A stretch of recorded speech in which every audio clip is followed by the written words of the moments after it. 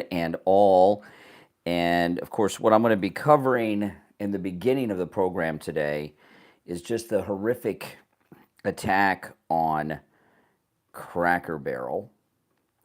And what's happening with Cracker Barrel is completely insane. And I'm going to go through all of that on the program today.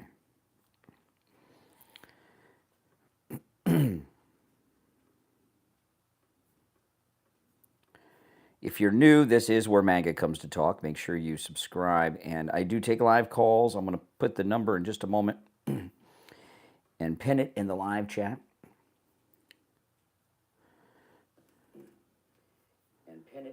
Okay, just doing a sound check.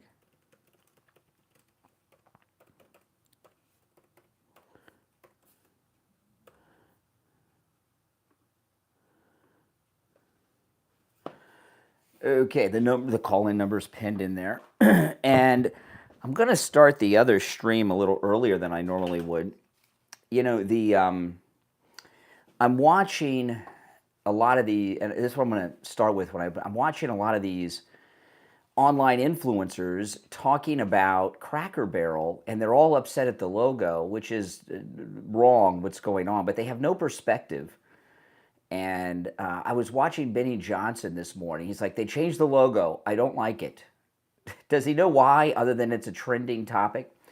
So what's going on with Cracker Barrel has been going on for decades. So I'm going to go through all of that. And I'm actually going to start the main stream half an hour early. So in 5 minutes, I'm going to start the other stream. My main stream. And if you watch me here with the green behind me, when I start my other stream, you get access to the videos and audio I play. You can see the articles, see the videos, and hear all the audio I play. Here, you can see and hear me and the callers. But, you know, what's happened, I just found this out yesterday, the Starbucks I go to, they open up at 5:30. Well, they've started opening up at 5 a.m., So, and I didn't get there at 5. I got there at just 7 minutes after 5. I'm already in the studio here with my Starbucks. So I might start, I might start the main show early and do a pre-show on the main video before I go live on the radio a few minutes after 6 a.m. At least on days I can't, because sometimes I got a lot of things I got to work I got to do before I go on the air. But today will be the first day I do that. I'd like to expand the show to a 4-hour show, so I'm wondering if I should do a half hour before and a half hour after. I don't know. I'm not gonna set anything up officially. Oh my gosh, my throat's bothering me though today. But let me get some water and then I'll be back. But I've got a wireless mic so I can talk while I'm getting water. But the Starbucks opening up a half hour early at 5 a.m. makes my life a little bit better in the morning. Ice.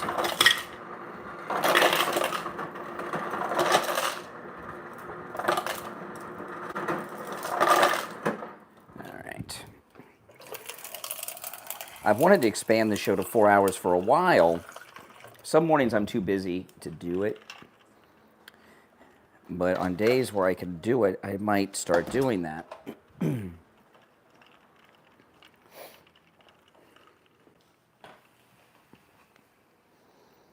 But we'll play it by ear. I don't want to promise and then not be able to do it. Wait, where are my reading glasses? Hold on.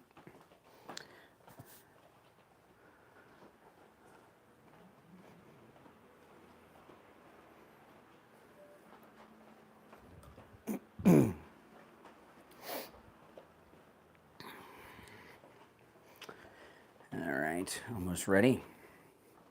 Yeah, these glasses I wear, people ask me about these glasses. It's amazing how, I've got like 10 pairs of them.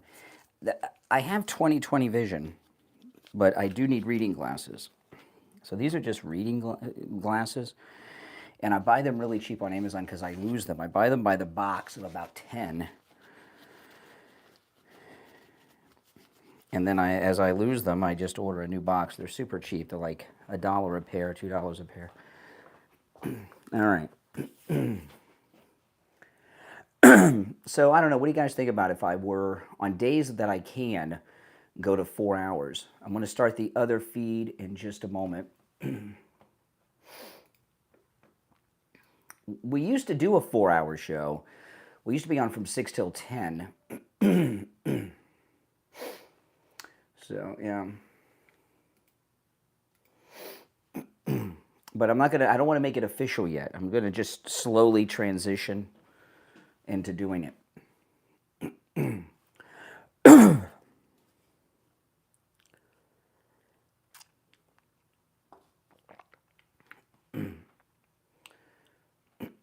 All right, I'm going to start the other stream. So when I start the other stream, you can see the video and hear the audio sound bites and things I play. On this screen on this stream with the green behind me, you can see and hear me and hear the callers, but that's it. You're all welcome to call in.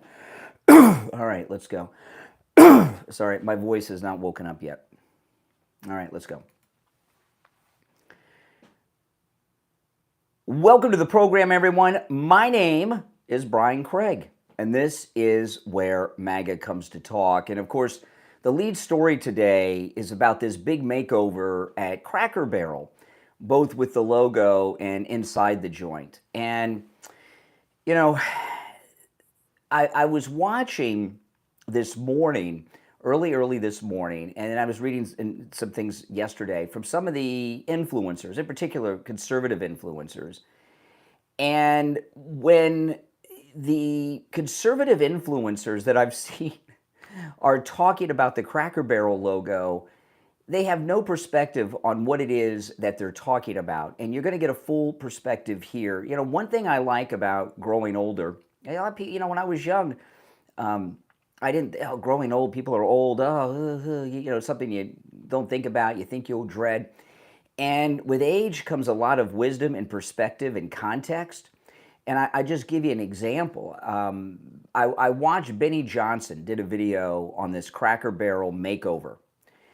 And when Benny Johnson, he says, they've changed the logo. I don't like it. Why don't you like it? Because it's a trending topic, Benny Johnson, and you can, you know. Cracker Barrel has been under attack by the liberals, by the left, for a couple of decades, for about 25 years, okay? It's disappeared from controversy in the last few years, for the most part, but 25 years ago, Cracker Barrel was in the news almost every day, under attack. And all these influencers that are talking about this makeover change and the logo, they don't even know about this, which I'm going to share with you today. And what happened is, this was in the late 90s to early 2000s, and Cracker Barrel made a big settlement in the early 2000s. I'm going to go over all of this today. And back in the 90s, you had Jesse Jackson from the Rainbow Push Coalition. You had Al Sharpton, who's on MSNBC now. You had Al Sharpton, who had the National Action Committee. And you had the NAACP and another organization or two, but those were the three big ones, mainly Jesse Jackson, followed by Al Sharpton and the NAACP. And blacks would make all kinds of insane racial comments about racism at Cracker Barrel. And this went on for years and years and years. Things as stupid as the cracker and Cracker Barrel, they would say, referred to the slave master cracking the whip. And that's where the term cracker came from, for Southern whites and all this stuff. No, Cracker Barrel actually, this company was founded in the late 60s, 69-ish. And they used to sell in the South, back in the day, in general stores and at gas stations, they used to sell soda crackers out of barrels. And Cracker Barrel was originally founded not as a restaurant with that cool country store in it. Cracker Barrel was founded as an addition to gas stations, to get that old Southern store thing going on, to get, you go to the gas station where they want to get you inside so you can buy stuff inside. That's where they make the profit. It's like the movie theater. They want to get you to the snack bar. And Cracker Barrel was designed to get people who came to gas stations to go inside and buy stuff. And this was like in the late 60s and early 70s, before the rise of the convenience store like we know it today. And it morphed into a restaurant. And it's become a great American tradition, Cracker Barrel. I enjoy Cracker Barrel. My wife and I, oftentimes, we will get Thanksgiving and Christmas dinner from Cracker Barrel. We don't go there in person. We order and do pickup. And Thanksgiving, their Thanksgiving dinner is out of this world. It's delicious. And while I'm a Floridian, originally from Ohio, but I've been in Florida almost my entire life since I was a little child. My father and his parents are Southerners. My dad's from Memphis, Tennessee. My dad's father is from Arkansas. And my grandmother, and they made great Southern food when I was growing up. And Cracker Barrel is very close to the Southern cooking that I used to get from my grandma and my granddaddy, okay? And I really enjoy the good Southern food that you get at Cracker Barrel. And I've always liked that store, the store inside Cracker Barrel. Everybody loves that. It's cool. When I was a kid, I liked those candy sticks you would get. You could get them back then. You get them for like 10 cents each. I don't know, the hard candy sticks. I'm not sure what those are called. And they have the cool games and everything. And you sit at the table and you got that triangle game that nobody can win, and all that. Well, some can win it. I could never win it. And there's been an update with that too, which we'll get to. But the reason Cracker Barrel came under attack 20 to 25 years ago, and what happened now with their makeover is the final straw of that. Jesse Jackson, who was the lead race pimp, was friends with President Clinton.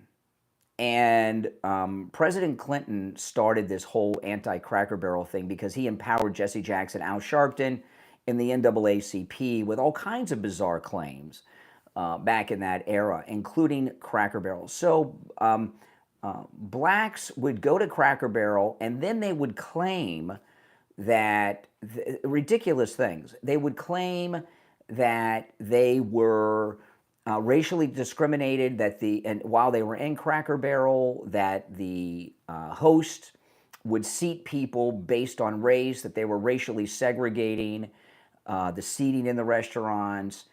Some claim that some blacks would claim they were even serving them food from the trash. I mean, come on. And I'm going to go through an article or two about this from that time in a few minutes. And you'll see what it is I'm talking about. And there were racial claims being made against Cracker Barrel on a nonstop basis back in the late 90s, early 2000s. There were claims that the menu was racist. It was what happened is Jesse Jackson and NAACP, Al Sharpton were the big ones, and some other groups. They would do, back then we called it a shakedown. They would do these shakedowns. They would target a business and they would harass it publicly, and because Jesse Jackson, Sharpton, and the NAACP had so many friends and allies in the media, they would get things out in the media, and companies a lot of times would cave. Sometimes they wouldn't even make claims of racial discrimination. They would meet with executives with companies and say, hey, if you don't pay us, we're going to start making claims of racial discrimination against you. Then we called it shakedowns. Rush used to talk about this all the time. We used to talk about it on the program too because it was in the news. Now, Cracker Barrel in the early 2000s made a panic decision and made a settlement with the race hustlers. And they were branded really officially in the media as a racist restaurant. And all this woke stuff that's going on at Cracker Barrel right now was born from that. And they finally have rid Cracker Barrel of what makes it great. Next will be the food, right? I mean, my goodness, are they going to go vegan next?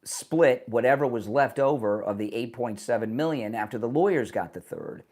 And this is very similar to what happened to Chick-fil-A a number of years ago when gay activists descended on Chick-fil-A. And Chick-fil-A's made a lot of concessions to the left since then. So after this, when you make deals with these race hustlers and liberal activists and you pay off 40 of them, the 8.7 million, they don't say, okay, everything's fine now. They know that you're a company that'll deal. So they continue to harass Cracker Barrel until they got some woke CEO, and now they're destroying the company, like the activists destroyed the Boy Scouts of America, like the liberals have destroyed the Bud Light brand, or Bed Bath & Beyond, who threw Mike Lindell at My Pillow out. So you're certainly welcome to call in about this. This is a pre-show. I'm not on the radio yet. Radio show starts at about 20 minutes, and I came on early today. So if you're new, my name is Brian. This is where MAGA comes to talk. If you'd like to call in, please do. The number's pinned in the live stream. And because we're not on the radio yet, we can be a little more casual and don't have to worry so much about the language until the radio show starts in about 15 minutes. Now, if you'd like to support my content, become a Patreon supporter. There's a link to my Patreon page in the description of the video. It's also, the direct URL is patreon.com/RealBrianCraigShow. If you become a Patreon supporter, you get access to commercial-free editions of all my podcast episodes. And also, if you become a top Patreon supporter, you get a live on-air shout-out. Thank you on every podcast episode. Get your name up on the screen as well on every podcast episode. As you can see now on YouTube, those are my top Patreon supporters. And you also get access to a lot of information and things that my wife and I both post that we post nowhere else. So if you'd like to become a Patreon supporter, there's a link in the description of the video, or go to the direct website address, which is patreon.com/RealBrianCraigShow. All right, let me take a call. You're on the air. What's your name? Where are you calling from? My name's John. I'm calling from Texas. Hey, John in Texas. What's on your mind? Brother, I'm hearing what you're saying about the Cracker Barrel deal, and it's tying in to what's, so wrong with what's going on with the new right, the new white right in particular. I'm hearing what you're saying about Jesse Jackson and Al Sharpton being protected to harass the people down at Cracker Barrel, to basically surround them and then demand their protection money if they want to keep operating. That's what happened. Well, this story is something that the new white right is guilty of themselves. I don't know what you're talking about. The white right? What are you talking about? I'm saying this whole thing, we recognize that black people were being protected to harass and steal and jump people in the streets and do all this, and it's caused a backlash. No, come on. Save your racism for someone else. What I was talking about, what's happened with. By the way, thanks for your call. Please give me a break. Some fake white supremacists. No, what I was talking about is giving context. What this woke destruction that we're witnessing right now of Cracker Barrel, which is going to hit their business hard. They've already started redoing the restaurants. I know they redid one here in Florida and Orlando. I don't know if they've remodeled the ones where I'm at yet. But the thing with Cracker Barrel, what's happened with these woke CEOs aren't just there out of the blue. I was giving you context, and for these racial attacks by the NAACP and others in the late 90s and early 2000s that resulted in that panicked settlement that they made. What happens when you deal with leftist activists and you cave to them, it's like trying to make deals with terrorists. The reason that the United States does not negotiate with terrorists is because once you do, they know you're willing to deal, they keep pushing, they want more. So when Cracker Barrel paid off these people making these just false and absurd racial discrimination claims, because nobody believes that. No, it's all nonsense. But they were getting so much negative press because those activist organizations. This was before the rise of social media. We're talking late 90s, early 2000s. The internet was barely being used. Certainly not the way it is today. And what we can now call the legacy media, that was pretty much all you had in the late 90s, early 2000s, with some exceptions.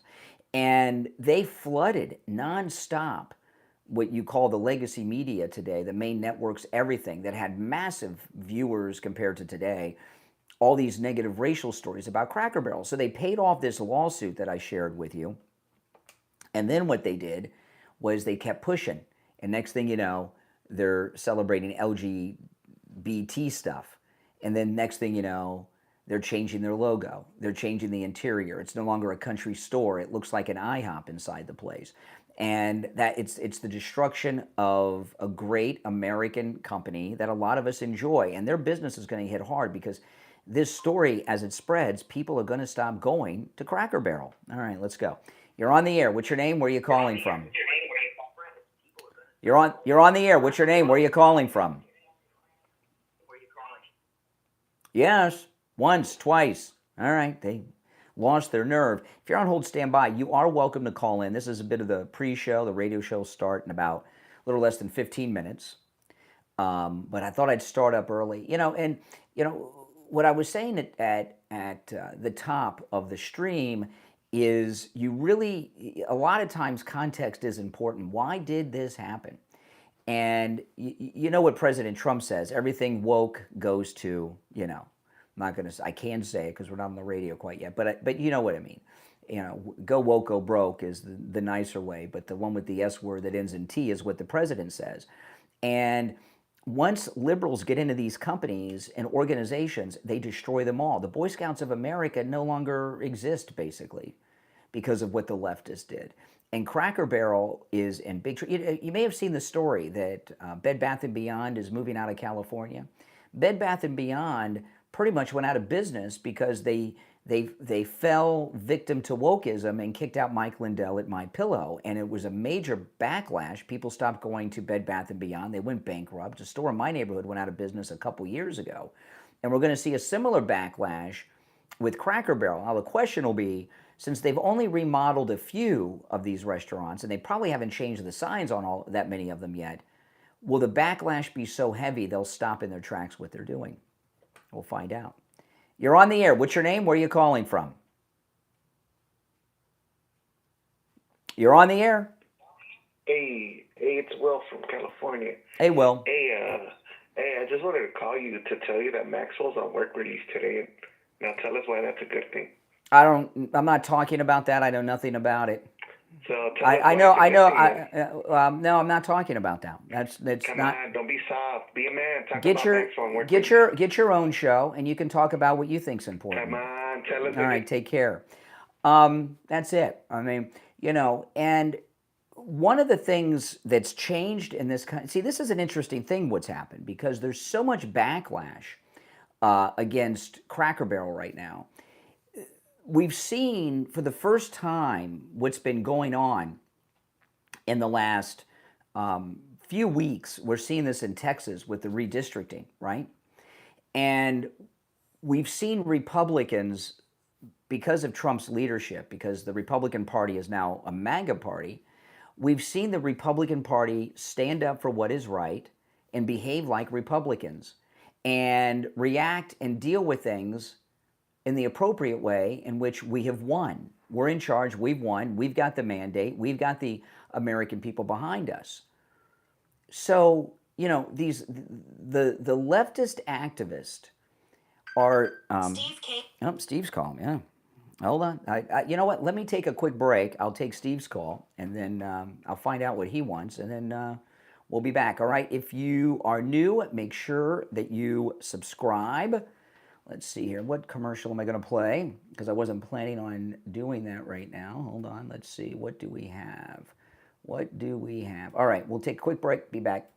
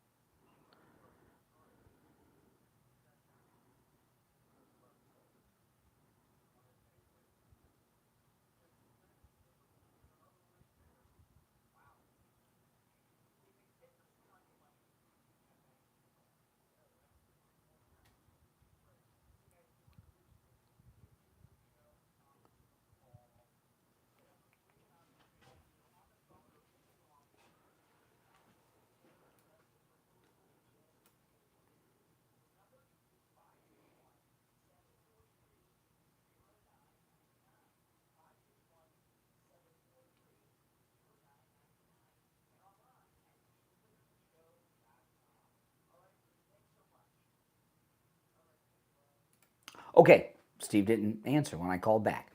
And we're not on the radio quite yet. The radio show will start in about 8 or 9 minutes. It's kind of a little pre-show. So this Cracker Barrel backlash is pretty heavy and pretty severe. So it'll be very interesting to see how the Republicans react to it. I saw Don Jr.'s already involved. So I'm predicting a mass backlash to this, and we very well could see, because Cracker Barrel reversed this decision. You know, this woke decision thing, this is something that was in the making for a long time, right? Changing the logo and remodeling the restaurants, because some of them have been remodeled already. So this didn't just happen. This has been going on for a while. This decision, this rebranding decision and remodeling decision was not made for an America that had an overwhelming election and re-election of President Trump to a second non-consecutive term. This decision was made by the same people that destroyed Disney with their wokeism. This decision was made for a country with Kamala Harris as president or Joe Biden in the auto pen again, not for a Trump re-election. So this was a decision that was made without people having a real feel for the pulse of the country and thinking we were somewhere else. You're on the air. What's your name? Where are you calling from? My name is John. I'm from Springfield, Illinois. And I just want to say, long live Bed Bath & Beyond, and grab her by the pussy. Okay, that's good. That's good. I doubt that anyone would want you to do that. You're on the air. What's your name? Where are you calling from? Steve Nuts, Iowa. How's it going? Come on. Come on. Why do you got to be such a vulgar pervert? I'm sure it's not often you have a chance to have a real conversation with someone, and you got to. And why would you call a man? Why do you avoid all the good stuff? Because I'm not a creep and perv like you are. That's why. Oh my goodness, I tell you.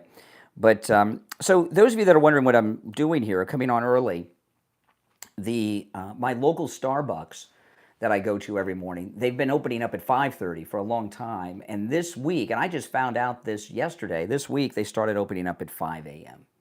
So I can't go live on the air without my morning venti hot blonde Americano with all the espresso in it. So now that I can get my coffee at 5 a.m., I didn't get there quite at 5. I got there at 7 minutes after.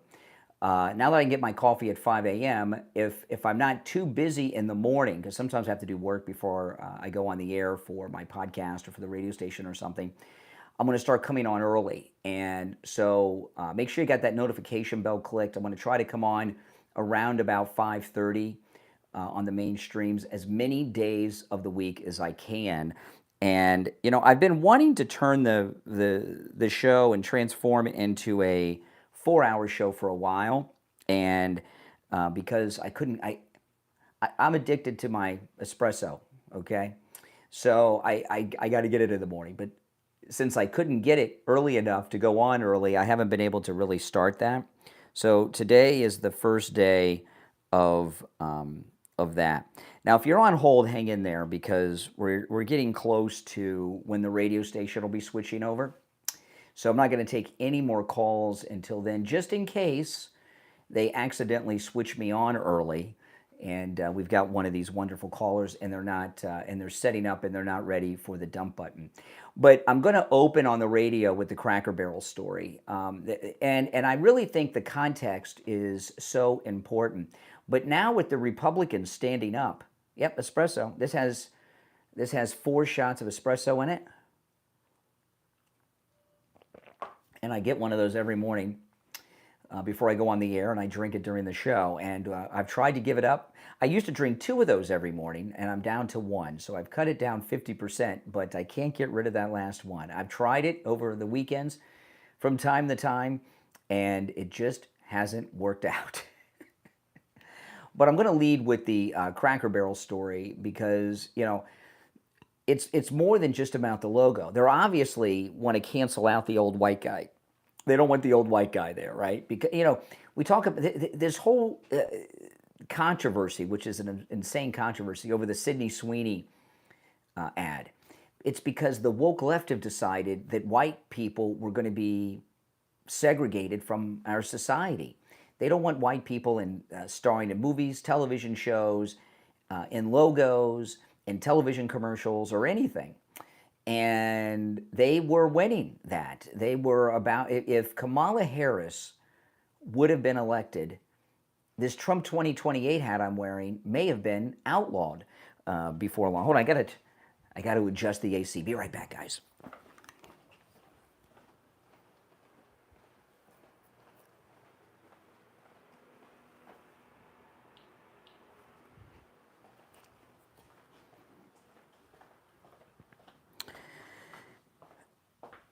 And it's really a sad thing because the left, the left, who, in particular, minorities on the left, they had great people like Martin Luther King and many others who fought so long and hard to have a colorblind society. And then these groups, when they get empowered, they want to racially discriminate and they want to segregate white people. And that's what they were in the process of doing. And that's what led to this Cracker Barrel decision that's going on. Okay, let's see here. When are we going to be on? Okay, we've got, how long until we go live on the radio? Hold on. Okay. We've got 3 minutes until we're live on the radio, so we're still in the pre-show period. But, the way the Republicans have been running things properly, as if we're in charge and have won, is just something that we're not accustomed to. We're really not. I mean, you look at what happened in Texas. They redrew the maps, and the Republicans gained 5 congressional districts. And it's so important to understand the Republicans are not doing gerrymandering. The Republicans are correcting gerrymandering. The Democrats have been doing this all over the country. They've got false census reports and numbers, so some states have too many House members, some don't have enough. Texas and Florida don't have enough. California has too many, New York too, and probably Illinois. And the Democrats have been able to intimidate Republicans for decades with these gerrymandered districts with their fake census numbers. And the Republicans standing up in Georgia, who were inspired, of course, because of President Trump's leadership, the country's different now. Republicans are different now. And those of you that have been Republicans for a long, long time, you remember the days when Republicans never stood up to these people, never stood up to the left.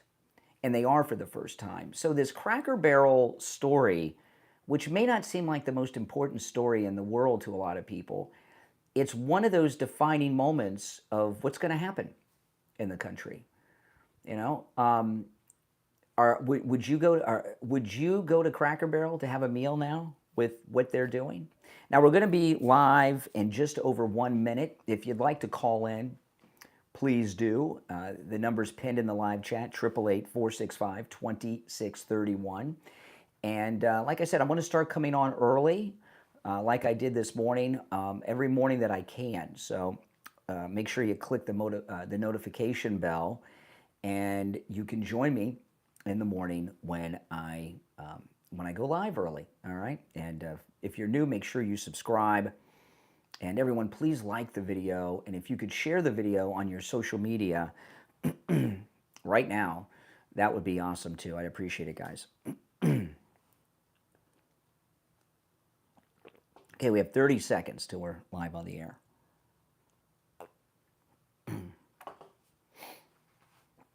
You guys like the idea of me starting early, like I did today?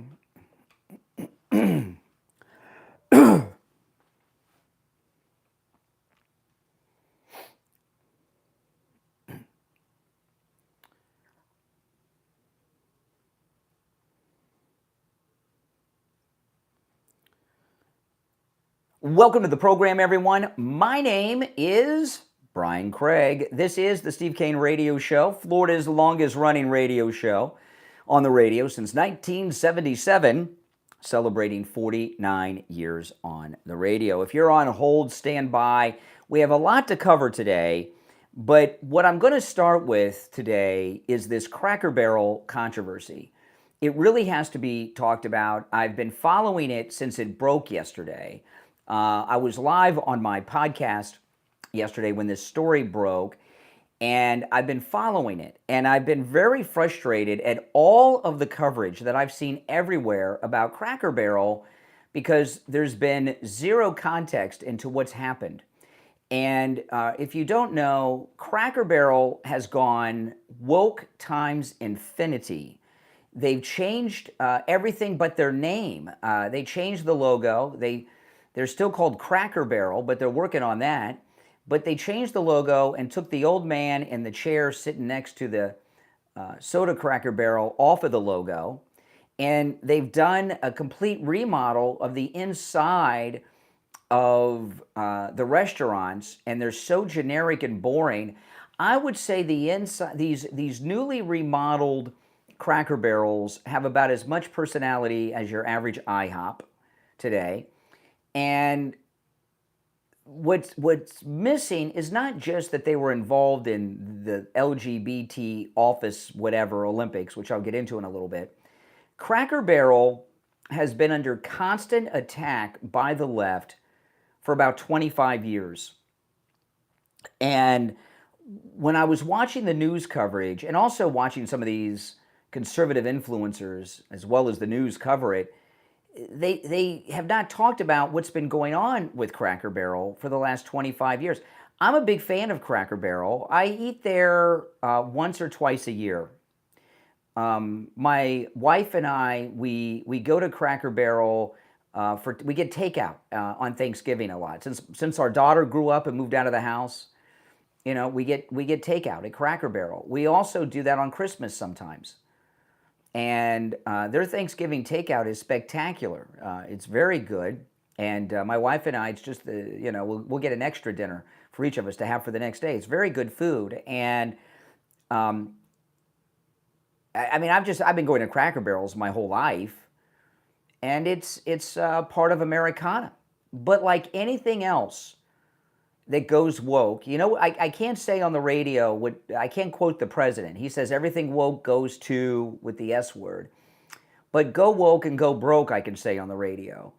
And everything woke is a poison in our society. It's a deadly virus in our society, wokeism. And anything that gets infected with woke is destroyed. Look at what woke was doing to our military with the recruitment, with the weird gender stuff that was going on. Look what woke has done to women's sports in this country. And a lot of these things are being reversed by President Trump. How many of you guys were in Cub Scouts or Boy Scouts growing up? I was a Cub Scout and a Weeblo. I didn't get beyond Weeblo, but some of the greatest times I had as a boy were when I was in Cub Scouts and a Weeblo and was with the Boy Scouts. The wokesters got to the Boy Scouts. The Boy Scouts basically, they don't exist anymore. They let girls in, and it's a very tiny organization now. The Mormons, becoming a Boy Scout was like part of Mormonism, and the wokeism drove the Mormons out of the Boy Scouts. It doesn't exist anymore. And you can look at things. I give you another example. What's happened with football? You know, the NFL, wokeism got this bend a knee BLM stuff of taking a knee for the great national anthem, honoring our great flag. You know, and they finally get over that. And it took years to get over that. And now what happens? They got these weirdo cheerleaders dancing around in the field. And wokeism has done so much damage to the NFL. It's doing incredible damage again. There's a poll I'm going to share later that CNN had that almost half, it's 48%, of young people between 18 and 22 have not had sex in the last year. Years ago, that number was like 18%. Because of all their gender stuff, the wokeism, we're not having babies in this country. The birth rate is so down. The birth rate and the death rate are almost even.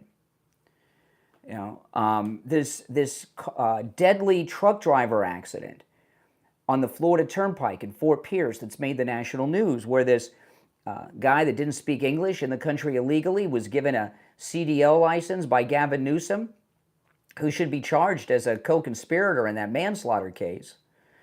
Wokeism gave that guy the driver's license that got 3 Floridians killed on the Florida Turnpike.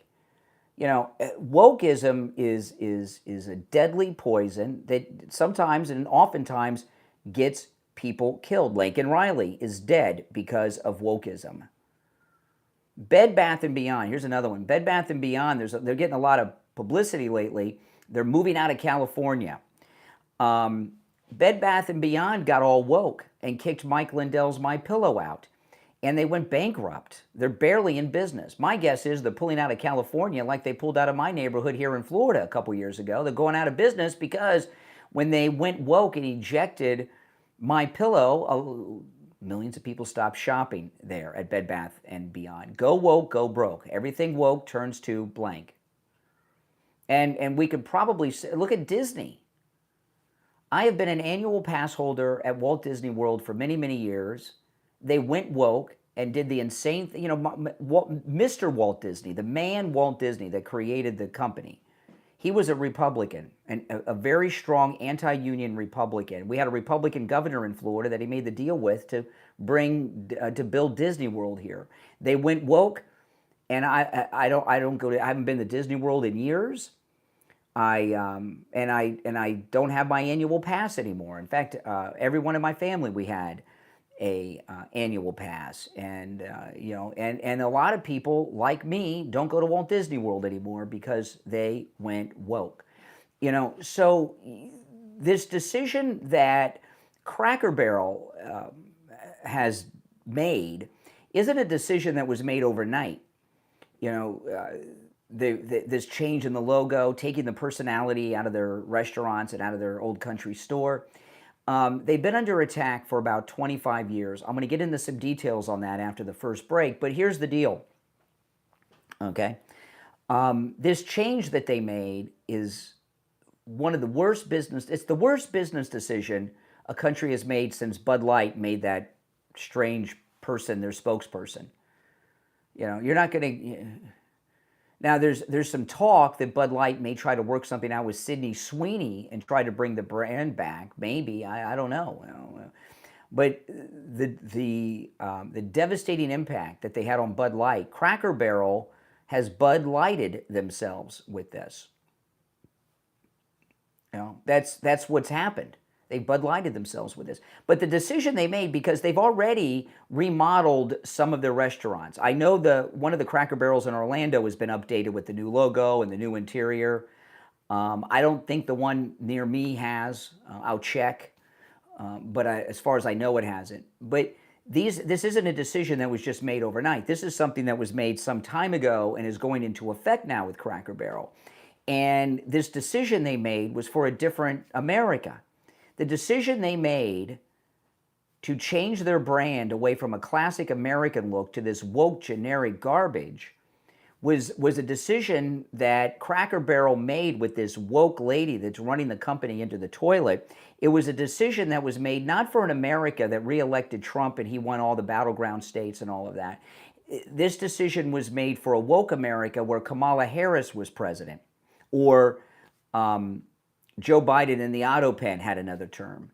This was a decision without having the pulse of the American people, understanding that this is a MAGA nation we're living in, a MAGA nation, not a woke nation. Wokeism's gone. Look what wokeism was doing to our military. Oh my goodness. Oh my goodness. So if you're on hold, stand by. I'm going to get into this story in some more detail with Cracker Barrel because it is important, and what happens next is important about this story. And I know a lot of people may think, this isn't that big of a thing. You know, this is bigger, that's bigger. No, this Cracker Barrel story is one of those turning points in America. And we're going to talk about that as the show goes on. If you're on hold, stand by. If you'd like to call in, please do. The number is 888-465-2631. 888-465-2631. I got an email from Mike Lindell's office last night, an incredible new deal on the Percal bed sheets. I have these bed sheets. They're amazing. The Percal bed sheets, any size, any color, just $29.88 with our promo code KANE at checkout, Kane at mypillow.com. Any color, any size, just $29.88. The queen size, the kings, the split kings, the California kings, the twins, all sizes, no matter what they are, no matter what color, just $29.88 with our promo code Kane at checkout. Get them while they last because they're going to start running out of colors and sizes and everything else. Also, still in effect, when your order equals $100 or more, it's free shipping. So if you get 4 sets, you also get free shipping on top of it with our promo code Kane at checkout at mypillow.com. All right, my name is Brian Craig. This is Florida's longest running radio show, The Steve Kane Show. We'll be back. Don't go anywhere. All right, so those of you that have just joined in the last few minutes, I went live at 5:30 today. And on the days that I can, which is going to be every day of the week that I possibly can do it, I'm going to start going live at 5:30 during the week instead of 6. So kind of do like a half hour before I go on the radio.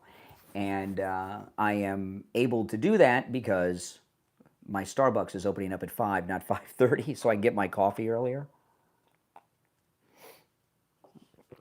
If you're on hold, stand by.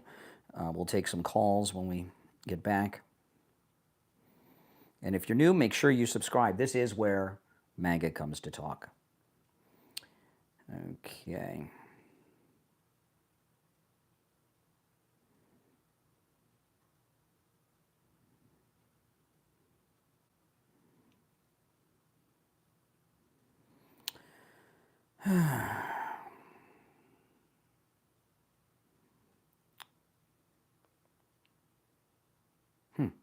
Isn't that interesting? Just a second, guys.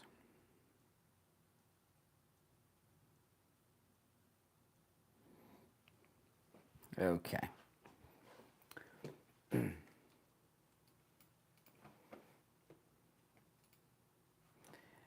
Now, if you are a Medicare person, if you're 65 years of age or older, give Chapter a call. Chapter covers all 50 states. So no matter where you are in the United States, Chapter can help you with your Medicare. Their help is absolutely 100% free, always. Never costs you a dime. There's no catches to that, by the way. There's over 24,000 Medicare policies. Chapter, because they're a national company, has access to all of the over 24,000 policies. Did you know that there are millions of seniors who are not getting all the Medicare benefits they're entitled to? That's right. Give Chapter a call. When you call the number's in the description of the video. It's also on the screen. I'm going to give it out to you in just a moment. When you call Chapter, you're going to get a real live agent on the phone who's going to be able to answer all your questions completely for free. The average Chapter client saves over $1,100 a year. That's a lot of money. Holy smokes, that's a lot of money. I'll take that any day of the week, wouldn't you? Heck yeah. So give them a call. Make sure you're not paying too much. Make sure you're on the right plan. Make sure you are getting all of the Medicare benefits you're entitled to. Also, open enrollment will be here before you know it. You want to call Chapter, and it'll help you jump the line during that open enrollment period. 805-754-3033. 805-754-3033. All right, 805-754-3033. Again, the number for Chapter is in the description of the video. Give them a call. We'll be back in about 90 seconds. Let me see. Yep, 90, just under 90 seconds. 75 seconds, we'll be back live on the air. No, I never get sick of winning. The only thing I disagree with President Trump on is that I'll get tired of winning. I do not get tired of winning. Do you? Heck no. Thank you for that super chat. Who sent the super chat? Job for 9 sent a $5 super sticker. Thank you so much. Okay, less than a minute.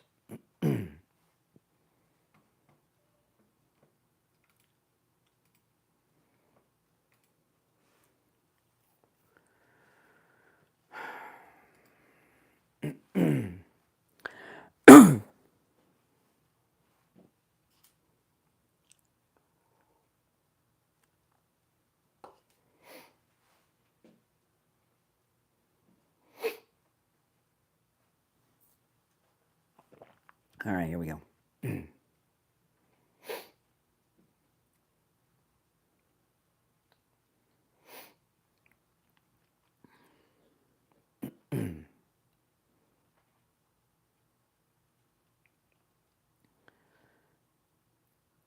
Welcome back, everyone. I'm Brian Craig. You're listening to The Steve Kane Show.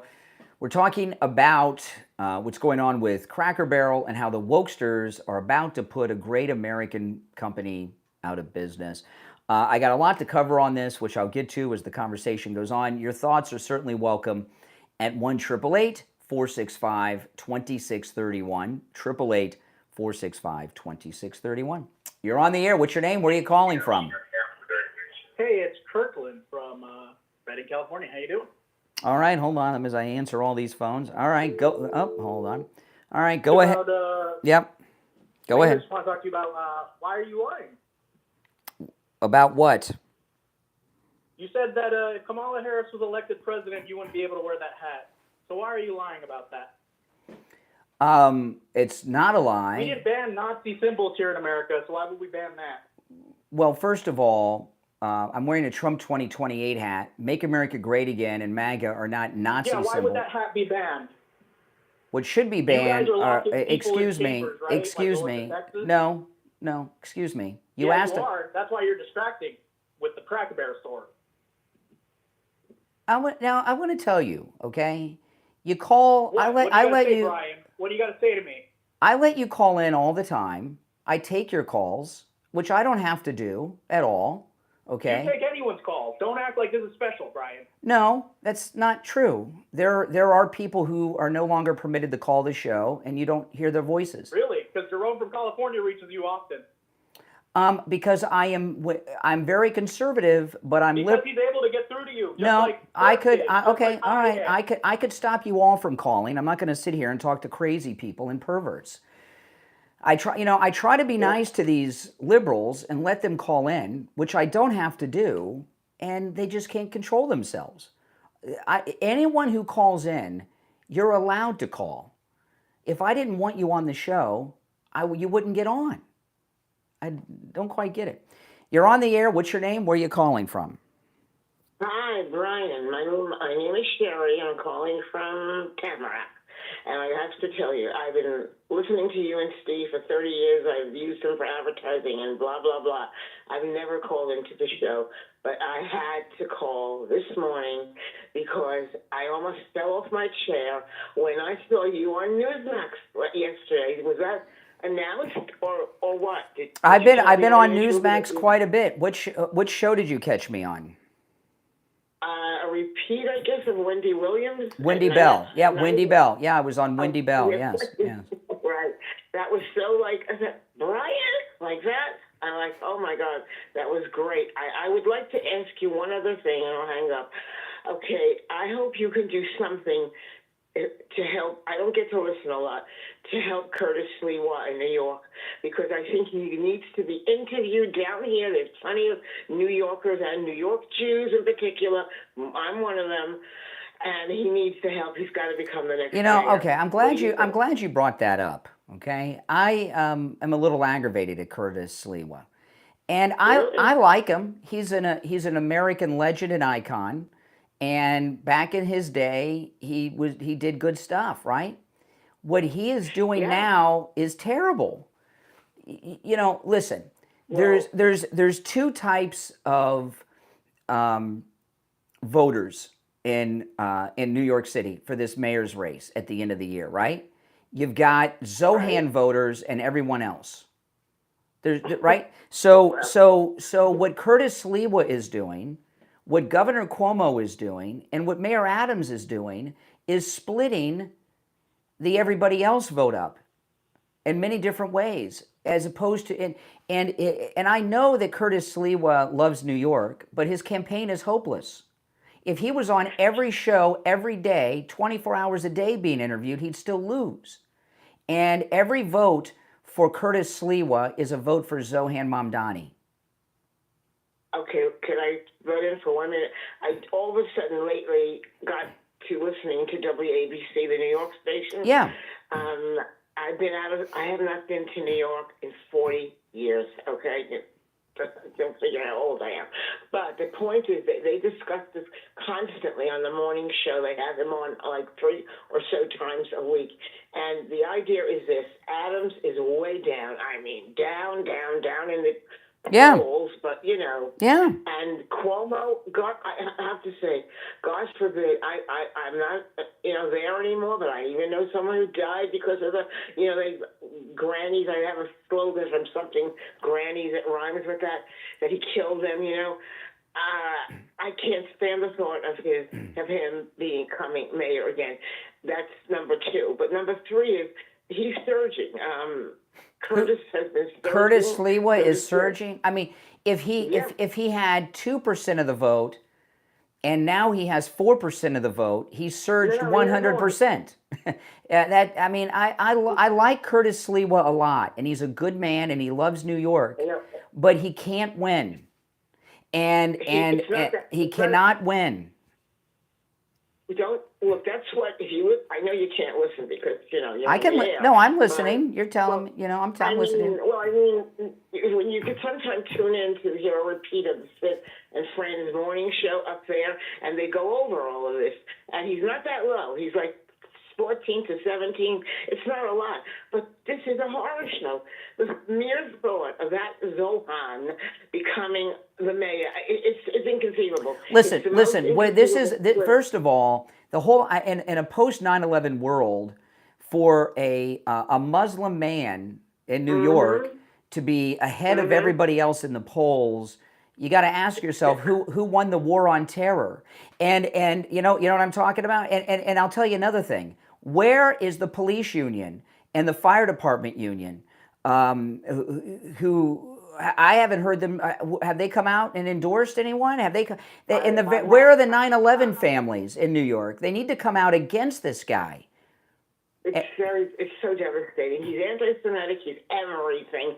It's like a bad joke. Let me tell you something. Okay, this is so important about Zohan Mamdani. Okay. He is. I know everybody says he's a communist. People are afraid to say the truth. He's a Muslim. I know. And what's going on here is the Muslim movement is trying to do to New York City what they've done to London, what they've done to Ilhan Omar's district and all of that in Minnesota, and this is not right. And if I were interviewing Zohan Mamdani, he does these interviews. And they ask him to condemn the global intifada, which he has not done, the global intifada. They're asking the wrong question. 9/11 was part of the second global intifada. So does he condemn 9/11? Because that was part of the second intifada. And I haven't heard anybody ask him this. And he's surging in the polls. Because you've got Governor Cuomo, whose ego is out of control. Curtis Sliwa is an American legend, like Wyatt Earp and Doc Holliday and people like that. His ego's gotten a hold of him too. Okay, and Mayor Adams is trying to get a pardon from Trump because he's got some problems. So I mean, and these 3 guys are helping Mamdani, including Curtis Sliwa. Well, it's a rough one because I'm like I said, I've been away for 40 years, and it gives me the creeps. There's no cringe worse than this thought. And he's 33 years old, and he's only been in this country a couple of years. He's rich, and he lives in a rent control. Well, and let me tell you, Governor Cuomo pointed this out a couple weeks ago. You may have seen the story that he just got married to his wife. Yeah. They got married 3 times. The first time was in Queens. Then they went to Dubai. That's where his wife is from. She's Muslim too. They got married in Dubai. And this wedding in Uganda was their 3rd wedding. The guy's gotten married on 3 continents. And at his wedding in Uganda, he had masked Special Forces military guarding the family estate, and they put up cell phone jammers so that no one there could get their cell phones to operate. Why did he have cell phone jammers? This guy is a scary dude. By the way, he wants to legalize prostitution. Mayor Adams was talking about the other day. What the heck? Everything that comes out of his mouth is crazy and or a lie. And when the shooting happened on Park Avenue, the horrible, killing spree. Yeah. He went. I think he had a lot of nerve after wanting to defund the police. to go to the family of Yeah. the cop. Well, listen, I'm late. I'm Hopefully. late for the break, so I got to run. But No, go. but don't I was take very- this. Don't take this as I don't. I love Curtis Sliwa, Yeah, and I have a lot of respect for him, but he can't win. I got to run. But if you're on hold, hang in there. My name's Brian. It's the Steve Kane Show. Our number is toll free 1-888-465-2631. We'll be right back.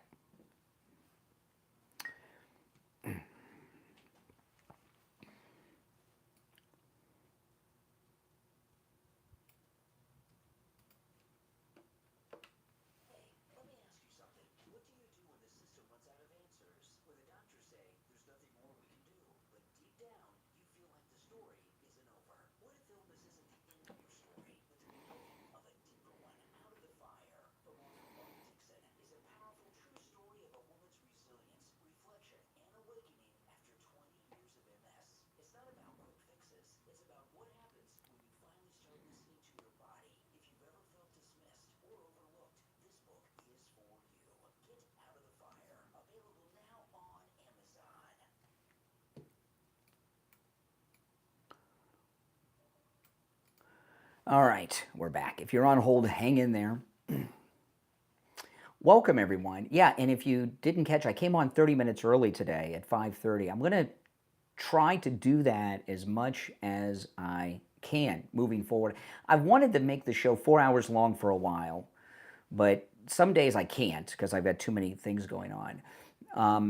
But now that my Starbucks is opening up a half hour early at 5 a.m., and I can get my coffee at 5 a.m. instead of them opening up at 5:30, I can get on the air a little earlier when I'm in this studio. So if you're on hold, stand by. I'll go back to the phones.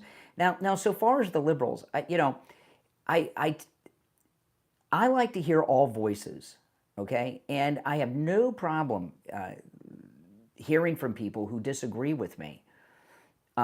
There's just a few simple rules on this program. One, Monday through Thursday is not open phones. Open phones is Friday. On Friday, we call it Open MAGA Mike Friday. You can call in about anything and everything on your mind on Friday's show. That's number one. The other 4 days, you got to stay on topic. The other thing is, another rule is one call per day. One call per day.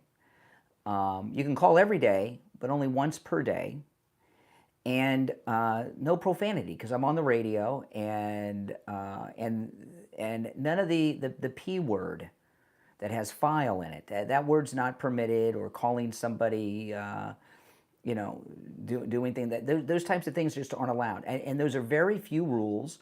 I take the calls screenless and unvetted, which I don't have to do. We have the ability and have someone who could answer the phones for me before they go on the air. I don't like to run the show that way.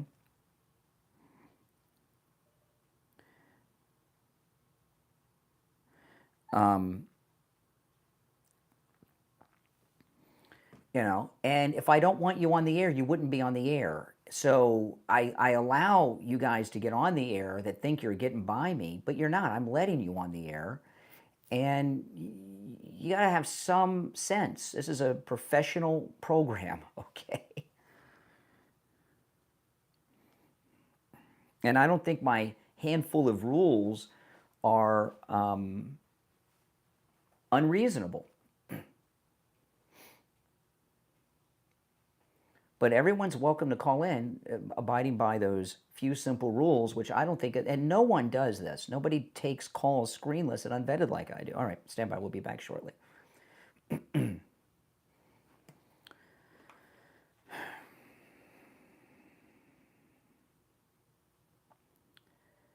Welcome back, everyone. I'm Brian. It's the Steve Kane Show, Florida's longest running radio show. I'm going to take a couple more calls, and then I'm going to get deep into this Cracker Barrel story because it's very important. I know a lot of people will think it's not, but it is. And I'm going to get into that as the show goes on. You're on the air. What's your name? Where are you calling from? Yeah, good morning, Brian. Oh, hey, Richie. This morning. All right, Richie. All right, here's the deal. Curtis Wheelwell has, I just looked the latest poll while the lady was on. She's delusional. Yeah. He's got 16%, and the mayor has 8%. Como's got like 23%. That's right. Mondani has Mamdani has 44. So if Curtis drops out, those votes are going to go to Como. Well, And here's the Como would have problem, Richie. 49%. Here's the problem, Richie. You know, the election, the mayor's race is in November, isn't it? Right. There are cutoff dates to be on the ballot, and if these guys don't come together, it may already be too late. If they don't get together real quick, the ballot's going to have so many people on it. This guy's going to cruise through. And as much as I respect Curtis Sliwa, his ego is not going the right way. It's just it's all math. It's so simple. I mean, Como wins if he's off the ballot, and Como's much better. And the people keep on talking about the nursing homes. You think? Okay, wait a minute. You think if Schlee was off the ballot, you're saying that Governor Cuomo would win? Yeah, because he would have 49%. You got the mayor's only got 8%. He keeps the votes. He's non-factor. He's got his 8%, and that's all he's going to get. Well, see, it's what I said to the nice lady who called a little while ago. I have heard nothing from the firemen's union, the police union, or the 9/11 families in New York, unless I've missed it. Have you? No, nothing. And what I said to her, this is the question. This is the one, okay? And I understand 9/11 was a long time ago, but every time I got goosebumps right now just thinking about it. You know, the firefighters and the police officers were running into the buildings everybody else was running out of.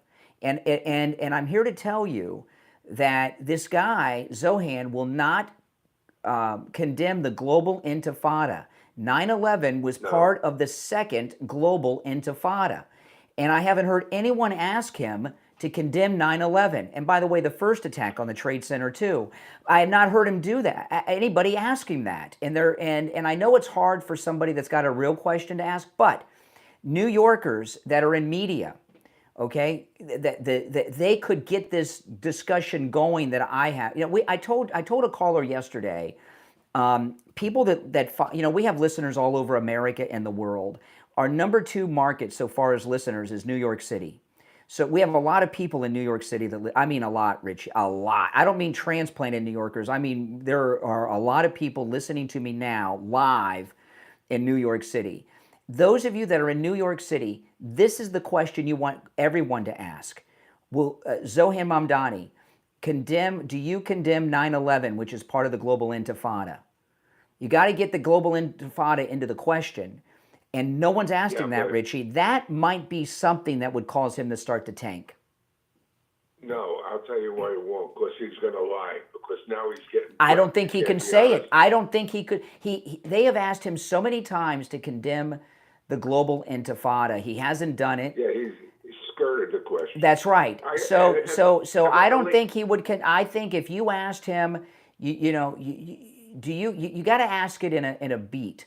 First, you ask him to condemn the global intifada, which he won't do. Then you point out that the both World Trade Center attacks, but 9/11 was part of the global intifada.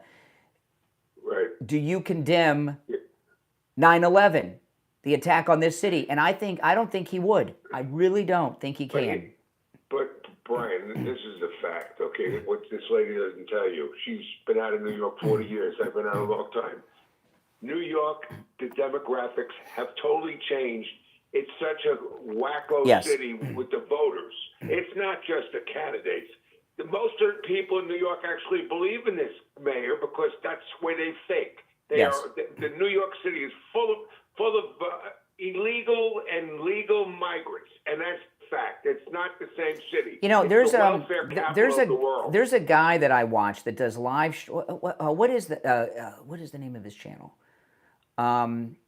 There's a guy that does a live stream YouTube channel in New York called Something in Wall Street. Does anybody know what I'm talking about?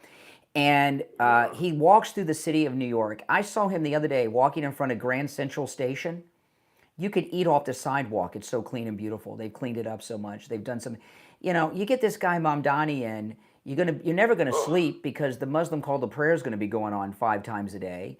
And I have heard the police say there's going to be a lot of police quitting, but there needs to be a major event with prominent people, okay, prominent New Yorkers, including Governor Cuomo and others, and prominent people from the police and the fire department and the 9/11 families, and they need to come out on the stage, in the street, have a massive event, and unite to save New York and ask Mom Donnie to condemn the global intifada of 9/11.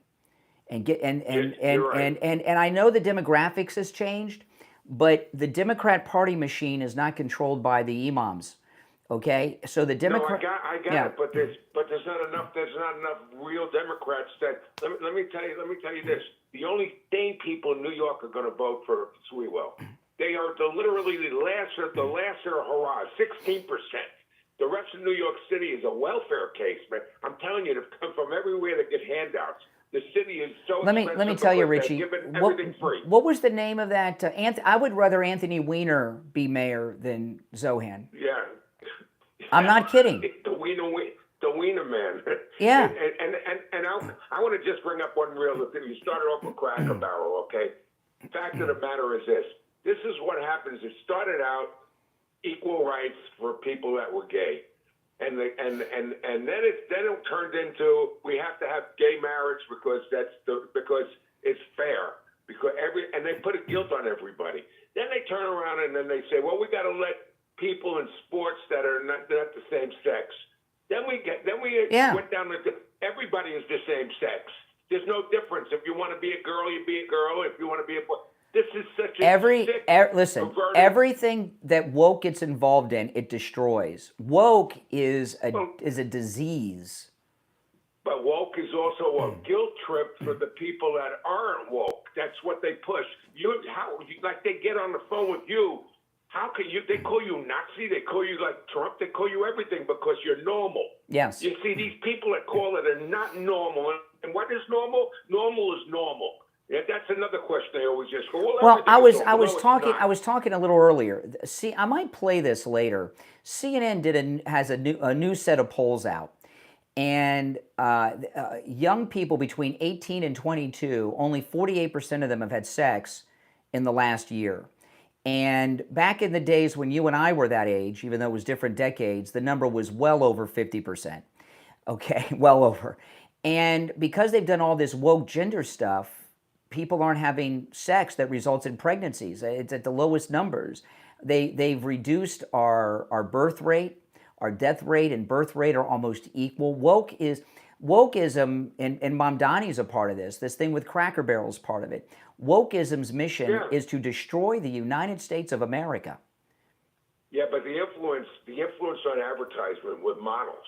The models in this country the men wear these girly pants and crap like that. They put it on TV, and now all of a sudden you got this guy that works out at a gym putting on these girly pants. In other words, it's just a sick situation. I mean, they make everything. I think everyone should work out. Everyone should work out like Bobby Kennedy in blue jeans. All right, Richie, I gotta run. I want to tell you guys though that there's an incredible deal going on right now with the great Mike Lindell. Listen to this: the Percal bed sheets, any size, any color, with our promo code Kane at checkout, Kane, just $29.88. Wow, that's any size, any color. The queens, the kings, the California kings, the split kings, the twins, any size, $29.88, and any color. Order them while they last. They are going to start running out of sizes and colors real quick. Also, it's still free shipping on orders that equal $100 or more. So if you get 4 sets of these sheets at this great price, you get free shipping, too, with our promo code Kane at checkout, Kane at mypillow.com. We'll be right back. Oh, boy.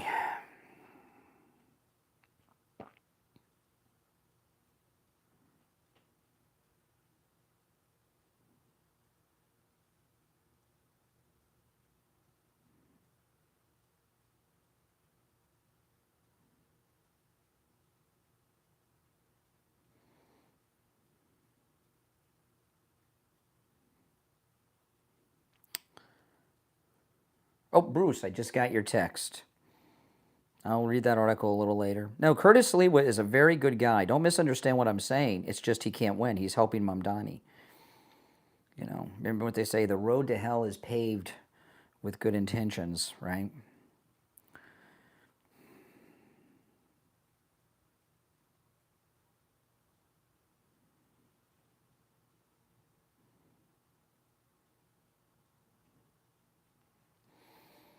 Exactly. Hold on.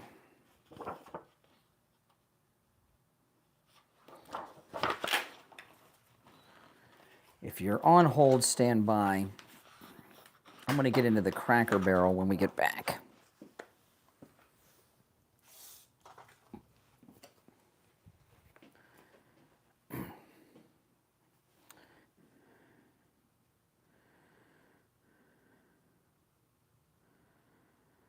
Okay, we'll be back in a couple of minutes. Where is my laptop? Here we go.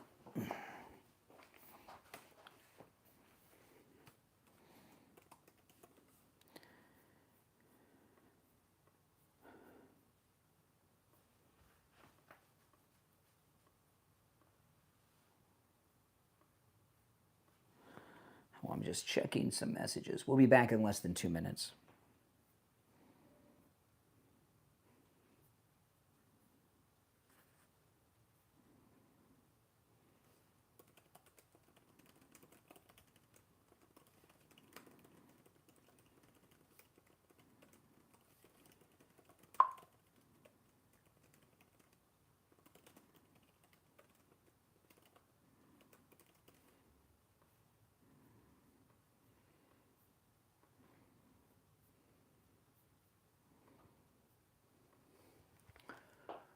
We've got 1 minute. We'll be back.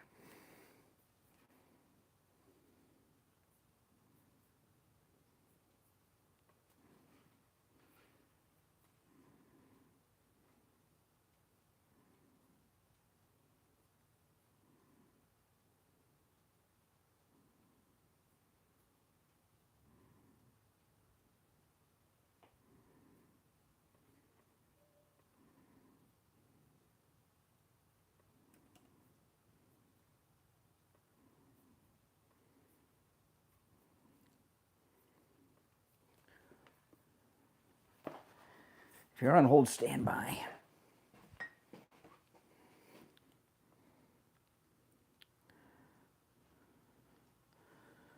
We got about 30 seconds. We'll be back. If you're new, make sure you subscribe. This is where MAGA comes to talk. And if you came in after 6, I started the show at 5:30. If you want to go back and catch that.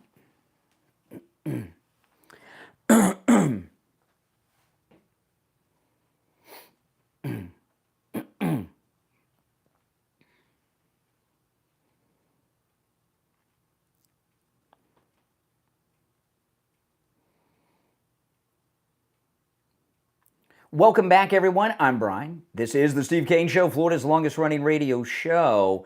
All right, if you're on hold, stand by. I want to get back to the main headline, main story today, and that is this woke destruction of Cracker Barrel. And, you know, I wasn't going to really talk about this too much, and then I saw the coverage that Cracker Barrel was getting. And if you're, just to get you up to speed on what's happened with Cracker Barrel, they have this lady wokester who runs the company. They have done a couple of things. They've changed their logo. They're, the white guy in the chair sitting next to the barrel, he is no longer there, okay? And I know, it's crazy. And it just says Cracker Barrel.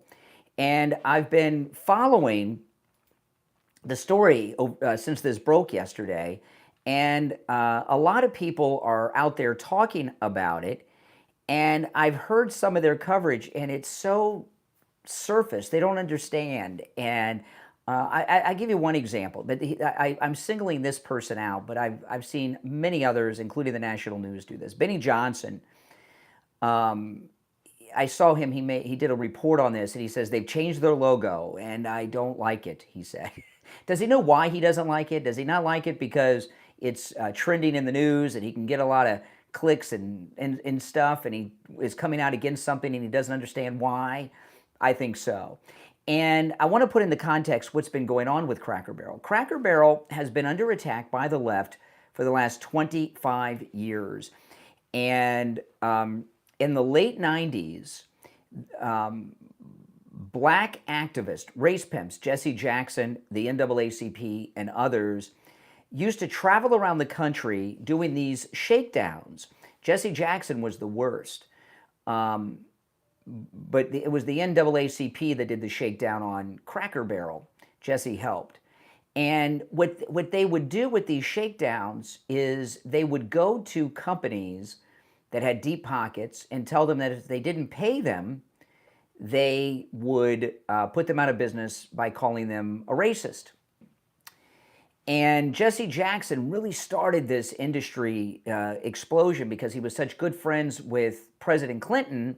When President Clinton was president, Jesse Jackson could get Clinton to come out and say and do things to harass these companies.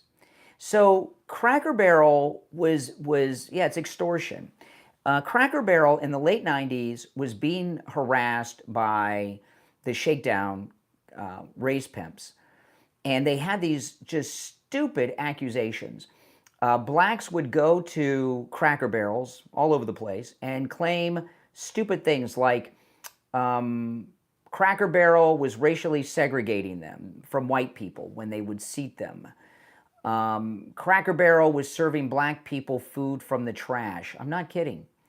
Then they started saying that the name itself was Cracker Barrel, that Cracker is what they called the guy with the slave whip on the plantation, which is not true. It was called Cracker Barrel because it was about the barrels that had soup crackers in them that they used to sell at country stores. They talked about the menu being racist. And Cracker Barrel, I remember this because we covered it on the show so much. Every week, there was a major story calling Cracker Barrel racist. And it would be the talk of the nation every day for years. And some of you may remember that. And they caved and they paid off the NAACP attorneys. And I pulled up a story from 2004. This is from NBC News in 2004. Okay? So 21 years ago. Here's the headline. Restaurant chain settles race bias claims. Cracker Barrel, again, this is September 2004, and I did post this on X if you want to read the story. Cracker Barrel agreed Thursday to pay $8.7 million to settle allegations the restaurant chain mistreated black customers and discriminated against black employees. More than 40 plaintiffs in 16 states alleged black people were denied service, come on, assigned to segregated seating, subjected to racial slurs, and were served food taken from the trash. Also, about a dozen employees complained that blacks were segregated from white workers and generally received back-of-the-house assignments, such as cook and dishwasher. And they paid off $8.7 million. Also, the George W. Bush Justice Department had a lawsuit. Cracker Barrel spokeswoman Julie Davis, this is back in 2004, disputed the claim that food was taken from the trash, would not comment on the racial allegations. Earlier in 2004, this is in the same article, Cracker Barrel settled a Justice Department lawsuit alleging similar discrimination at its restaurant. The company agreed to a number of operational changes. I remember they changed the menu, but did not admit any wrongdoing and paid no fines or penalties. The settlement included a finding that black customers at many of the country store-themed restaurants were treated poorly. Okay, so they did a shakedown and they paid. So when you're dealing with these shakedown artists, it's like dealing with terrorists. They don't just take the $8.7 million, give the lawyers a third and retire. They come after you. And here we are 21 years later, and they have this stupid woke CEO who is going to lead the company into destruction if they don't reverse this. Okay? They've remodeled the inside to take all that great country-themed stuff off the walls, which is one of the reasons you go to Cracker Barrel. The food's good, but you go for the food, but you really go for the atmosphere.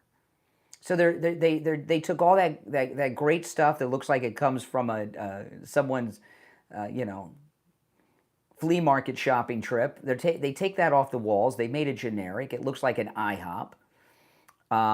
They've changed the logo and taken the guy off the logo, the white guy off the logo with the barrel sitting in the chair. And I wouldn't be surprised if they changed the name. You know, and as I said earlier, this is the dumbest corporate decision made since the Bud Light hiring that weirdo to be their spokesperson. But this decision was made in an America that did not re-elect Trump. It was a decision that was made for a country that elected Kamala or re-elected Biden in the auto pen. So with Republicans standing up against gerrymandering in Texas and correcting the congressional districts, the Republicans gained 5 House seats in this new Texas redistricting. The Republicans, conservatives in this country, are going to stand up to Cracker Barrel. And I'm here to tell you, I only eat there once a year, maybe twice. We do Thanksgiving dinner, and my wife, when it's Thanksgiving, we'll buy enough dinners for a few days because we love the food. We go there on Thanksgiving, sometimes on Christmas, since our daughter grew up. So, you know, me not going there my once or twice a year, you know, but there's a lot of people that go to Cracker Barrel all the time. It's a family tradition after church. People stop at Cracker Barrel when they're driving down the road, and they want to stop off. And I'm here to tell you that their primary customer base are not wokesters, transgendered people, or any of that. It's regular Americans are MAGA. Look, yeah, that's right. This is a MAGA nation, and people are going to pull off the road and not go to Cracker Barrel. They'll go to McDonald's before they go to Cracker Barrel at these exits off the highway. I'm here to tell you, it's going to happen. Now, the backlash is pretty severe, and it's just started yesterday afternoon. So it's entirely possible that Cracker Barrel will, instead of being wake up, and reverse what they've done. They have time to reverse this. They've done some remodeling of the restaurants with this new theme, but not that many. And I'll tell you, I was reading a story today about the Fridays. I mean, when I was a kid growing up in high school and middle school, Fridays was a part of teenage life. And they're pretty much all closing down in South Florida, except one near the airport I read this morning. And while that didn't close down necessarily because of wokeism, they changed their theming a lot. It wasn't the same restaurant it used to be. People stopped going. And I don't want to see Cracker Barrel go out of business. It's a company that's been in business over 50 years in the United States. It started in the late 60s. And Cracker Barrel, people love that store. You know, on more than one occasion, my wife has sent me to Cracker Barrel, not to get food, but to get some new item in that store for our kitchen or for the house. And I've done it, and I love it. They sell the Buckeyes there that I used to get in Ohio, that you can't get really too much. You know the Buckeyes I'm talking about? Those hard candy sticks, I love those. But I'm not going to go back if they don't reverse this. I will not go there for Thanksgiving. And I know a lot of people aren't going to go there at all anymore because of this. And we're in a new phase in America now where conservatives are standing up against this wokeism. That's why they did what they did with the Texas redistricting. And while they've remodeled some restaurants and changed the signs, they haven't done it on many. So they could stop the remodeling. And I know there's a clip of the CEO was on one of the, like Today Show or something, and said she was just at a recent meeting of managers, and they said they want the remodel. Well, they got the CEO of the company there. What are they going to say? We don't want what you're doing? They may want to remodel to clean it up because maybe some of that old junk is getting old and they want some new stuff that looks like old junk. But they're going to go out of business like Bed Bath & Beyond, like Fridays, and all the rest. If you go woke, you go broke. This is a MAGA nation. People don't want this woke crap. Now, if you're on hold, stand by. We're going to take our break for the top of the hour. My name's Brian Craig. This is Florida's longest-running radio show, the Steve Kane Show, on the radio since 1977, celebrating 49 years on the radio. Our number is toll-free, 1-888-465-2631, 888-465-2631. You're welcome to call in about any and everything I brought up on the program so far today, and I brought up quite a bit, but I really want to hear your thoughts on this. And there's some other problems with Cracker Barrel, too, that I'm going to cover as the show goes on. And there's a lot of other news we have to cover as well. I can't believe it's already Thursday morning. Can you believe it? Tomorrow's Friday already. This week has just flown by because all this great winning that we're experiencing with President Trump. I never get sick of winning. All right, 1 hour down, 2 to go. Back after this.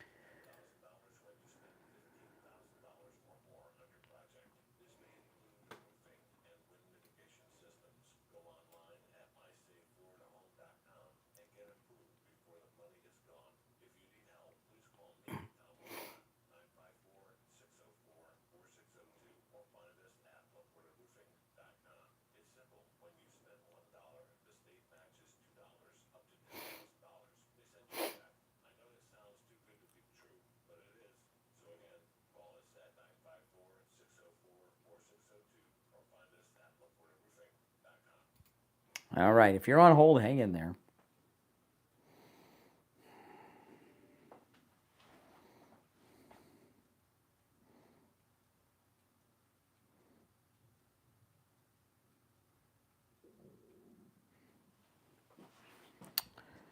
Okay.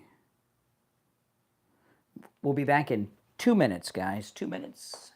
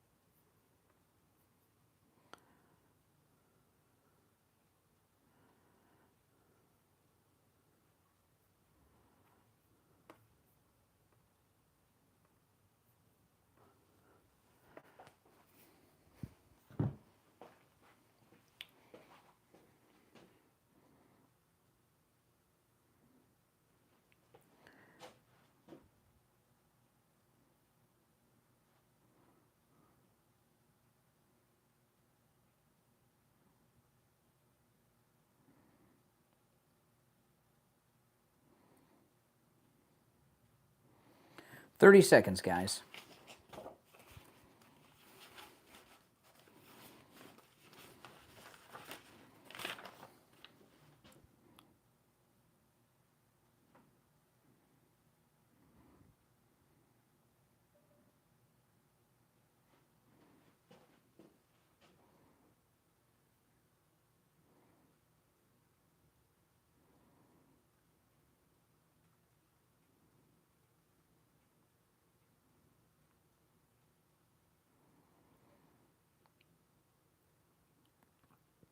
Welcome back.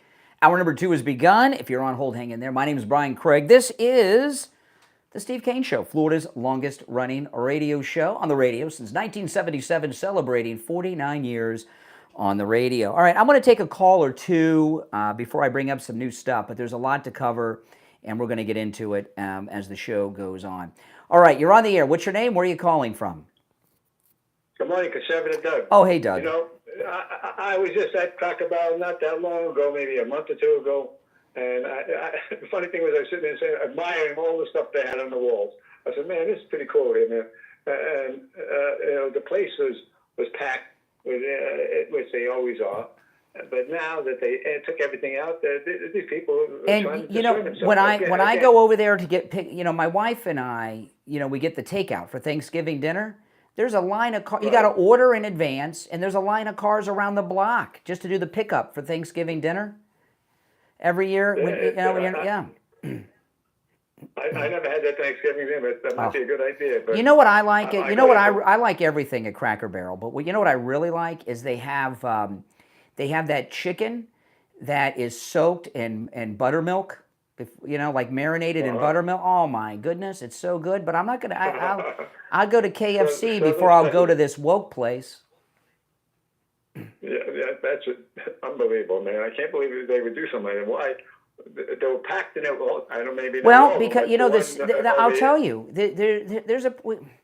Hey, I'm just going to say the CEO is a woman, and a white woman, and these white liberal women are bad news. Do you know? You know they've even changed. They've even that triangle game that they have where you have like the golf tees, and you try to win it. You know they've even made that woke. But if you look, liberal women, in particular liberal white women, are responsible. Look at what's going on in D.C., right? In Washington, D.C., it's a city that's run by women, a female police chief, a mayor, the deputy, all women. And look at it. Before Trump moved in. You know, as they say, I would think that the board of Cracker Barrel would be saying, saying if it's not broke, you don't fix it.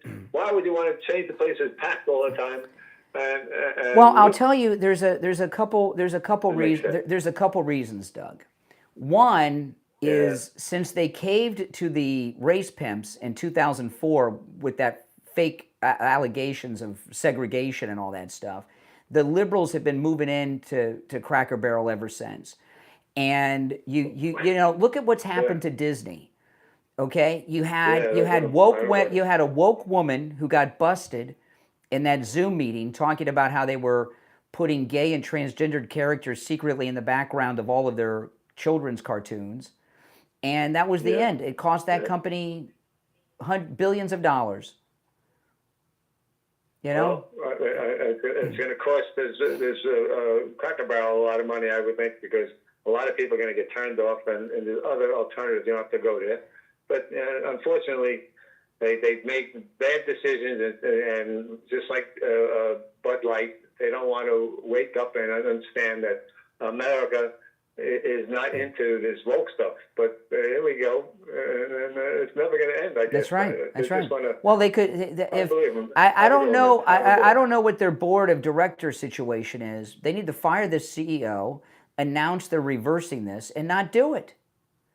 Right? Like when New Coke came in, lasted a short time, and they went back to the old recipe. You're on the air. What's your name? Where are you calling from? Hey, Brian. It's Tennessee Tony. Hey, Tony. What's up?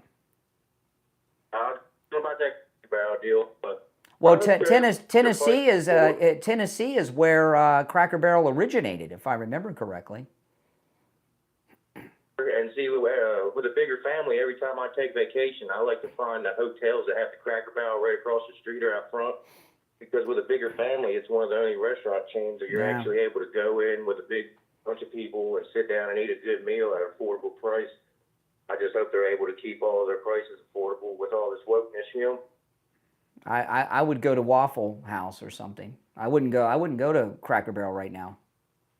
Wouldn't go. Yeah, no, not for sure. And let me tell you, the food's good. I only go once or twice a year, but Anyway, what's on your mind? You called me.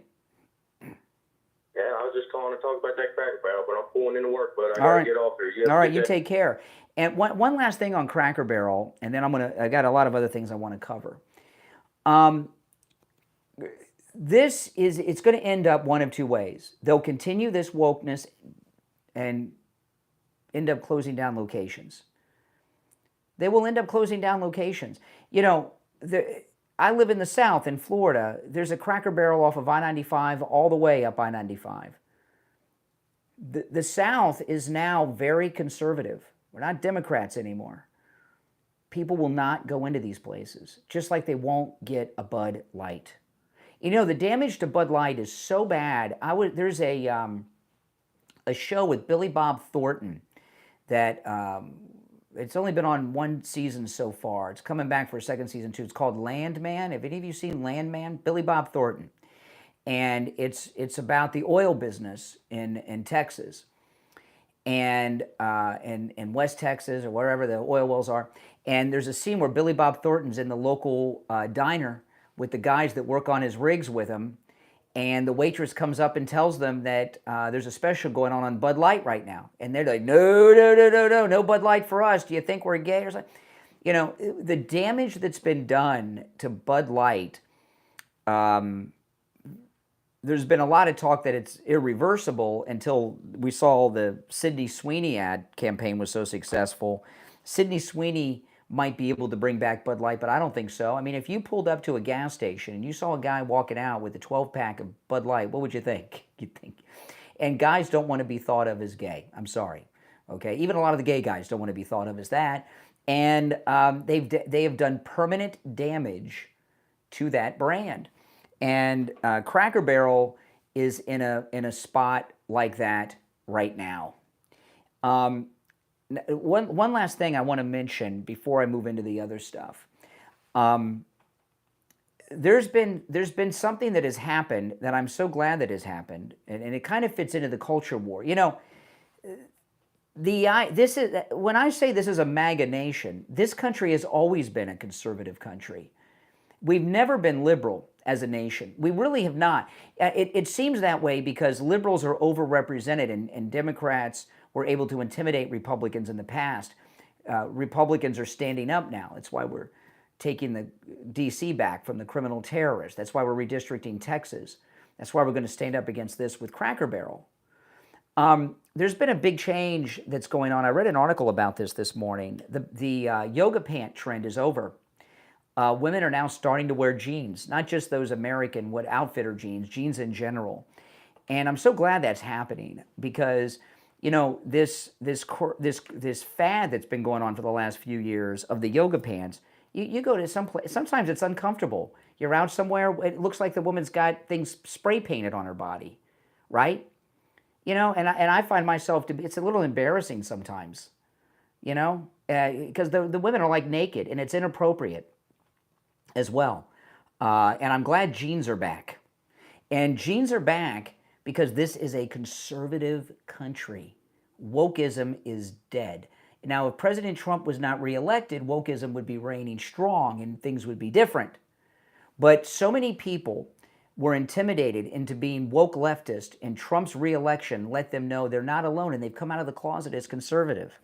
So they're going to lose this, Cracker Barrel. Let me take one more call, and we'll break and move into some other subjects. You're on the air. What's your name? Where are you calling from? My name's Jonathan. Hi. Hey, Jonathan. What's on your mind? No, I can tell a winner. So what's going on with Cracker Barrel? Well, the way it works is listen to the show. When you hear something that sparks your interest, then you call. I'm not here to run stories by you like you're do a pitch meeting like you're an editor of a news organization.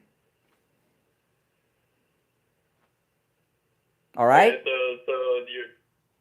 something Cracker Barrel is what we're talking about right now, there, right? There's an issue with Cracker Barrel that I have been talking about. Yeah. Okay, what's your issue? What's your issue with Cracker Barrel? I'm not going to tell you what the story is. Watch the show, listen to the show, and you'll figure it out, and then you can call if you have an opinion. Okay, yeah. So my opinion about the Cracker Barrel thing is. Here we go. Watch. Get ready for the dump mic. The bathrooms aren't a big deal, you know. What? We have a lot bigger issues going on in our country than the Cracker Barrel bathroom. Well, you don't even the Cracker. We're not talking about bathrooms. How do you just said that you don't even know what the issue is.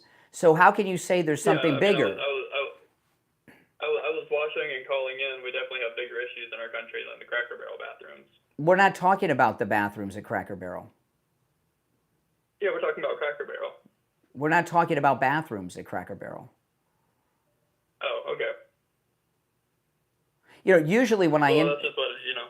Usually when I end a call, no, the cultural war is very important because the leftists in the cultural war, you know, have done so much damage. How old are you? Yeah, I'm 27. You're 27. Do you know that the average man who's 67 has more testosterone than you have at 27? Cool, that's fine. No, it's not fine. See, at 27, you're Right, supposed but to it's have not you're fine. supposed to be a manly man who's going out and getting someone pregnant and having babies. But there's erectile dysfunction with your generation because you don't have any testosterone. You don't most of you guys aren't even into girls, and if you are, you can't perform because your testosterone's so low. You know, and so the cultural war is destroying this great country in so many ways, and your testosterone's so low, you can't even be angry about it. So so explain to me how like with the culture war stuff going on, how is that affecting Cracker Barrel? Why should I not be why shouldn't? Well, I'm not going to go over the Cracker Barrel story because I've been talking about it for about almost 2 hours and you weren't tuned in. So, you know, go back and listen to the show and then you'll get updated on Cracker Barrel. But you know, I mean, I was tuned in. I'm just trying to. I called in to talk about it with you. you said you didn't know what the issue was. Listen, I'm going to run. I would thank you for the call, but if I did that, I'd be lying because your call sucks. You got nothing to say. But all right, take care. Okay, we'll take our first break of the second hour and be right back.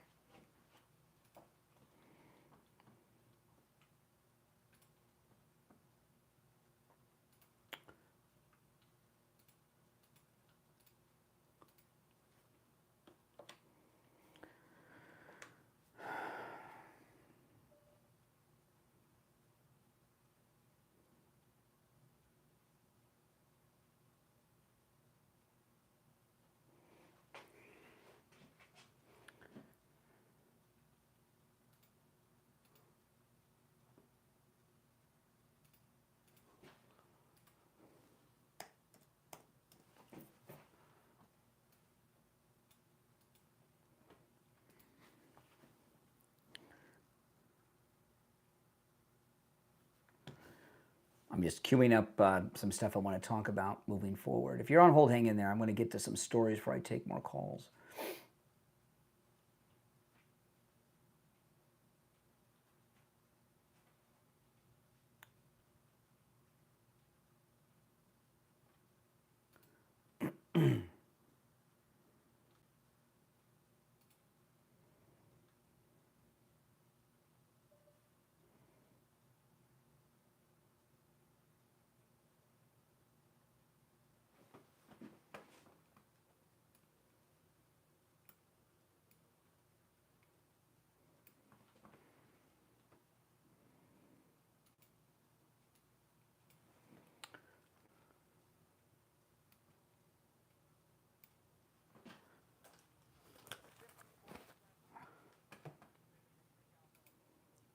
Okay, that's the story I want.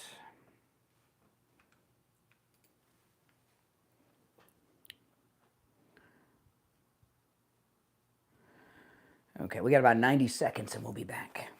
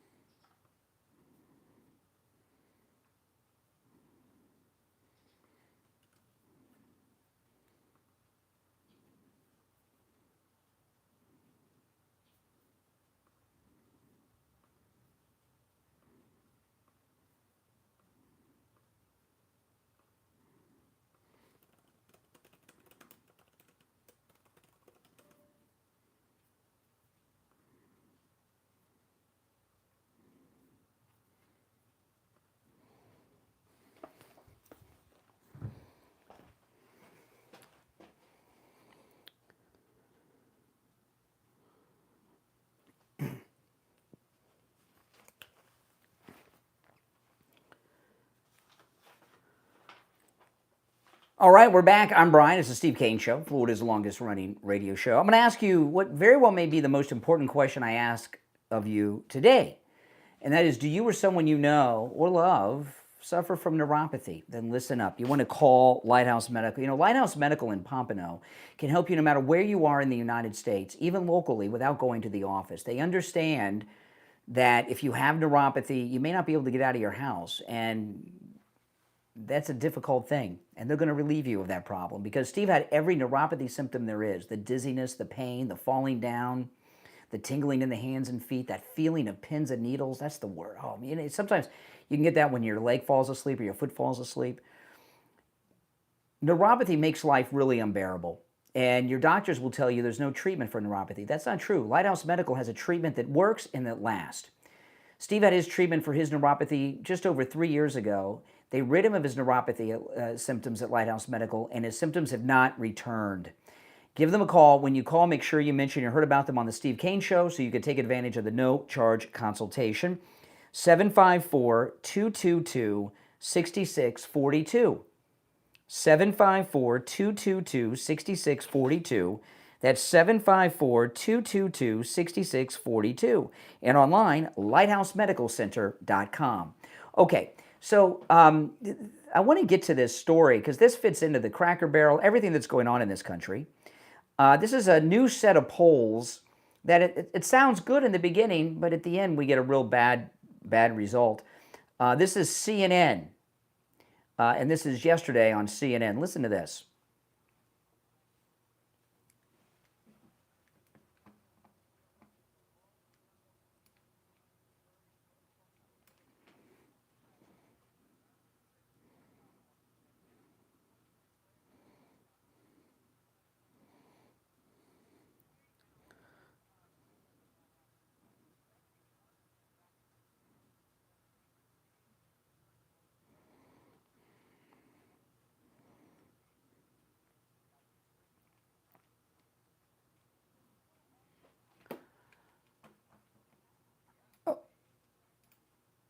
Okay, now the beginning here, the smoking and the alcohol, that sounds like good news, right? Yeah.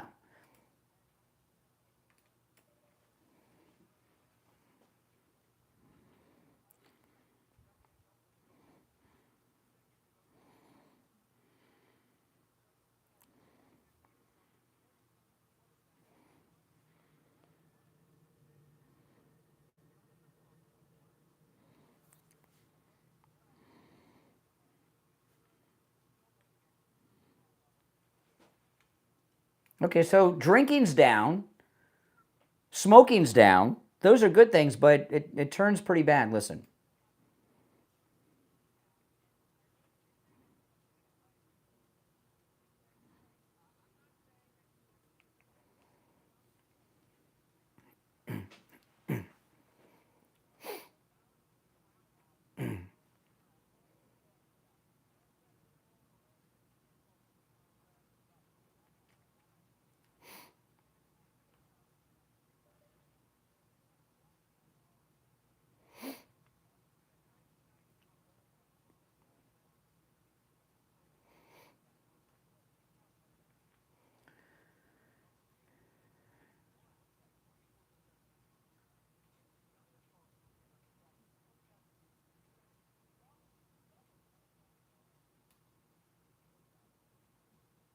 Okay, so this here, this is a devastating number.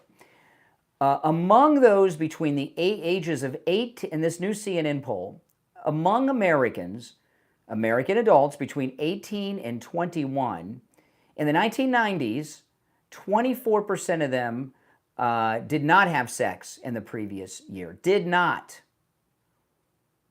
In 2024, 48%. Basically, half of adults between 18 and 21 did not have sex. So only half of them are having sex, when before it was almost 80% were having sex.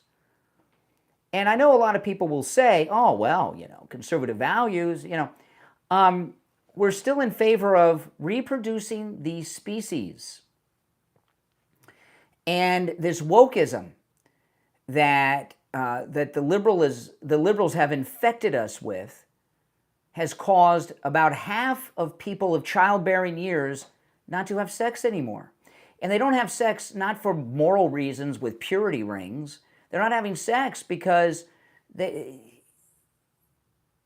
testosterone's low, right? I couldn't believe Bobby Kennedy brought this up the other day. Men in their 60s have higher testosterone than young men in their 20s today. And you hear some of these soy boys, they call me. It's scary. They have such low testosterone. The ones that are straight are not even interested in girls. And if they were, how many of them couldn't perform because their testosterone is so low they can't perform? And that's why our birth rate is only slightly above our death rate now. And this is not by accident. This is by design. This was part of the liberal wokesters' plan. You know what I mean by can't perform. I don't have to tell you. You guys are grown-ups. You hear these soy boys calling me? You think that they're into girls and if they were, you think some of them have some difficulties? Heck yeah. It's not a problem for older men. It's a problem for young men. These are we need people of childbearing years to have babies. That's why President Trump is setting up this bonus, this account thing for the new babies to try to get people to start reproducing because our birth rate is so low in this country. There's a lot of problems in the country, but some of the most long-term problems are because of wokeism. And this issue with Cracker Barrel, while on the surface you may say that's not that important, wokeism has infected so many aspects of our society, like this. It's good that people aren't drinking and smoking. I'm not a heavy drinker, except on our cruises, and I've never been a smoker. But when you have young people that aren't interested in sex, that aren't having it, half of the young population aren't having it. The number of people that are not having sex of that age group has doubled since the 90s. How can the species continue? How can our population grow? And the answer is it can't. Now, the left, we're trying to make it grow by importing illegals. And, well, that didn't work out for them because we shut down their illegal invasion. All right, now I want to tell you guys about Dr. Appleton and his laser wave pain treatment. You know, it's absolutely amazing, his laser wave pain treatment. You know, you've heard me talk many times. It works on every type of pain I've ever heard of, and he's rid me of pain 7 times. And with the laser treatment, of course, there's no shots, no injections, no downtime, no drugs, no surgery. It's 100% painless. You don't even feel it when it's happening. But one of the types of pains that it treats that I didn't think about until Dr. Appleton told this to me is if you have an injury from a car accident, if you're in pain from a car accident, go see Dr. Appleton. The laser wave pain treatment works on those pains as well. That's right, it absolutely does. And the laser treatment, of course, repairs the damage that's causing you the pain. That's why when Dr. Appleton rids you of pain with the laser wave pain treatment, it does not return. Give him a call. And remember, appointments are not necessary. Walk-ins are welcome, even on Saturdays. His number is 954-973-0710, 954-973-0710, and online, AppletonCairo.com. We'll be right back.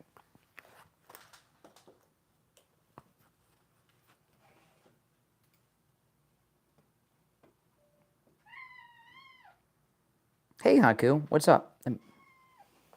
You want to be on YouTube, Haku? Come here. This is my daughter's cat, Haku. He is freaking huge. Oh, my goodness. Cleaning the litter box with this guy is a chore. When he goes, it's like a dog went in the litter box. He's very talkative. He is from California, but my daughter got him from a shelter in L.A., and they actually took him to Mexico to get him fixed. So he's been to Mexico, California, now he's in Florida. So he is a traveling cat. Yeah, he's huge. Haku.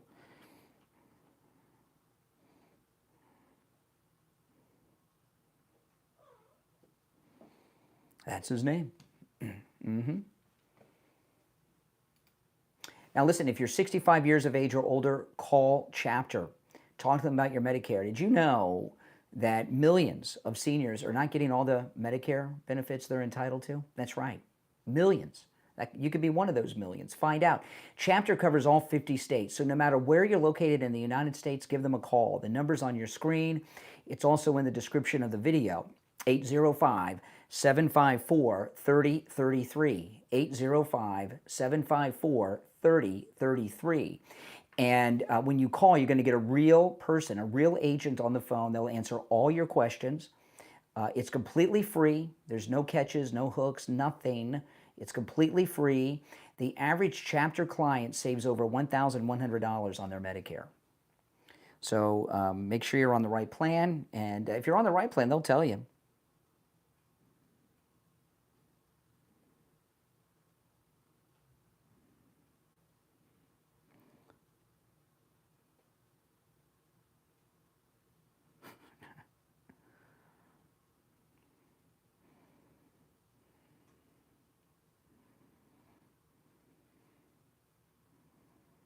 Oh my goodness.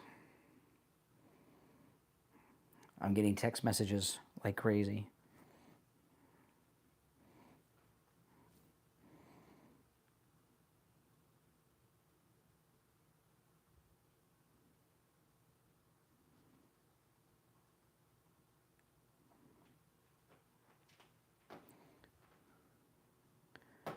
Okay, we got just over a minute.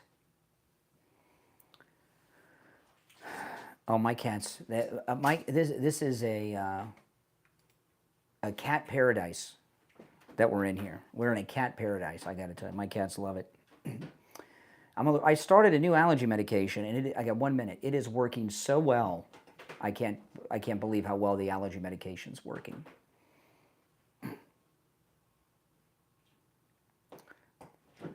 Oh my gosh, they're gonna knock something over while I'm on the air. Can you guys play in the other room? Coca-Cola and Haku are playing. Come here, Coca-Cola. There you go.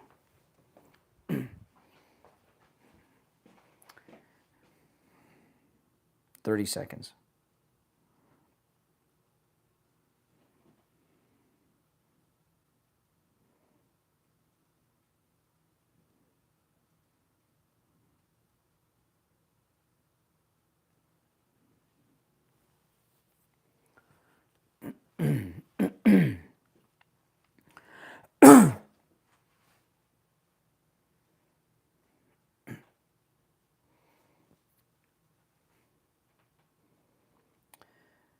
Welcome back. We just hit the halfway point, halfway through the show. It is Thursday already, which I'm in shock about. If you're on hold, stand by.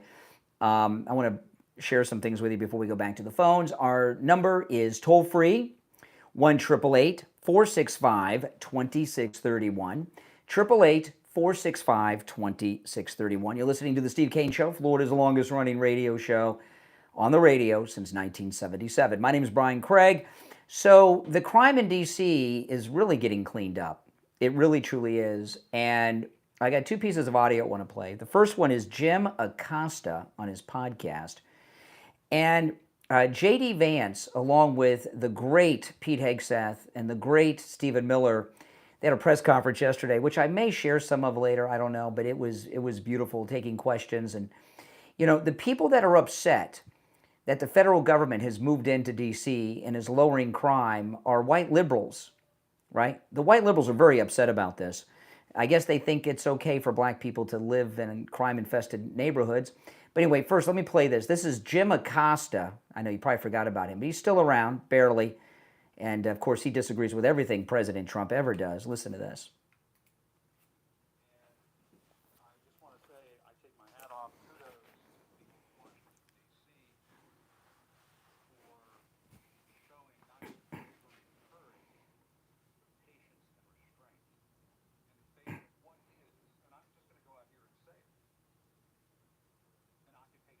Oh, my goodness. Yeah, they've been occupied by terrorist criminals terrorizing the city, but he's talking about the National Guard forces and the federal agents.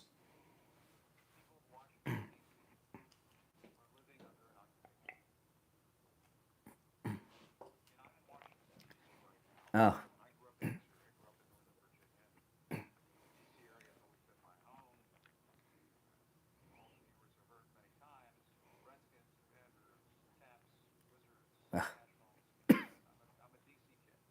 A DC kid? By the way, they're so upset with Redskins. What about Wizards? Is that a Klan reference? He calls himself a DC kid. You know, in Florida, I don't call myself this, but a lot of guys call them, they say they're a Florida man, like Ron DeSantis is a Florida man. We don't, you know, men don't say that they're a Florida kid or a Florida boy. You're a Florida man. But Jim Acosta, he says he's a DC kid. He thinks he's a child. What a weirdo. Yeah, I'm a DC kid. And, you know, if you've ever gone to an old neighborhood that you used to live in, sometimes it looks nicer. Like there's one place I used to live that's like upscale now that used to be dumpy. But sometimes you go to a place and it used to be nice. I went by a few years ago.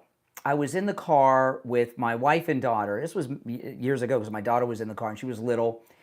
And I was in Pompano. And when my grandparents retired to Florida, they retired to Pompano. They lived in a duplex. My grandmother's sister owned a duplex. And my grandmother lived in one side of the duplex and her sister lived in the other side of the duplex. And I was driving. It was in Pompano, off Federal Highway.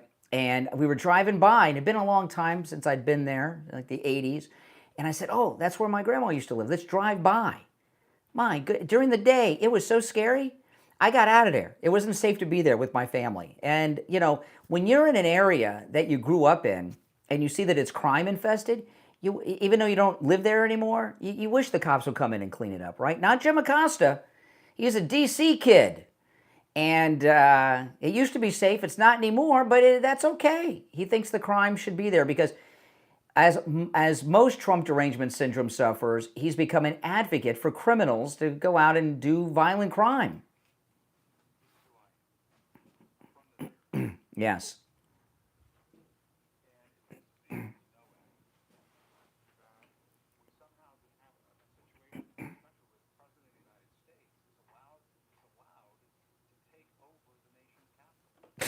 The president already runs the Capitol. It's the federal city, the nation's capital.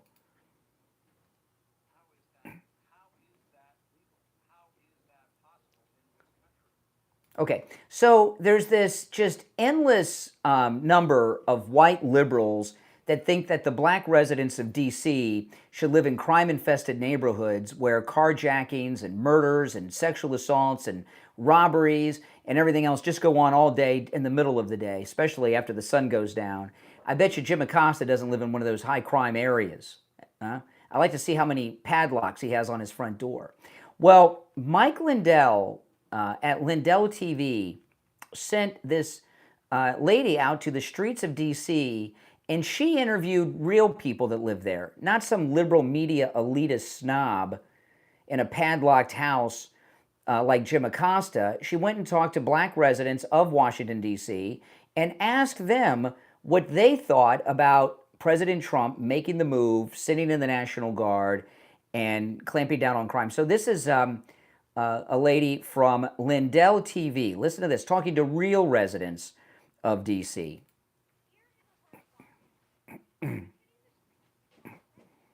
And by the way, she's the White House correspondent for Lindell TV.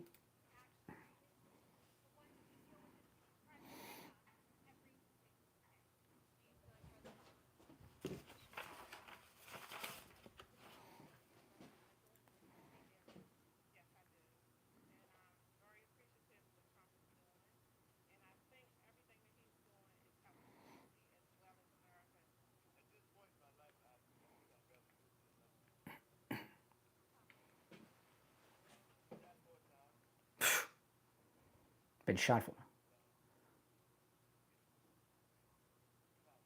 No, but he's been shot 4 times and attacked multiple times. But Jim Acosta thinks what, he should get shot 5 times, Acosta?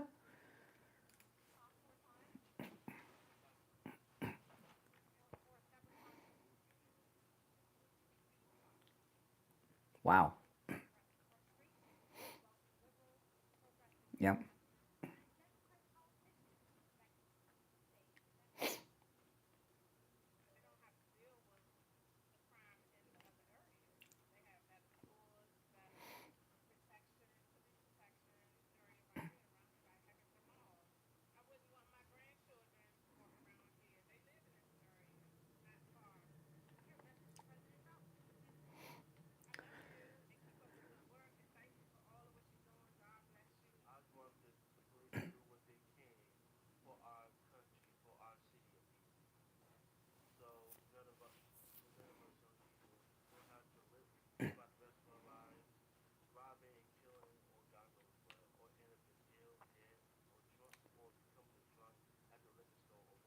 Yep.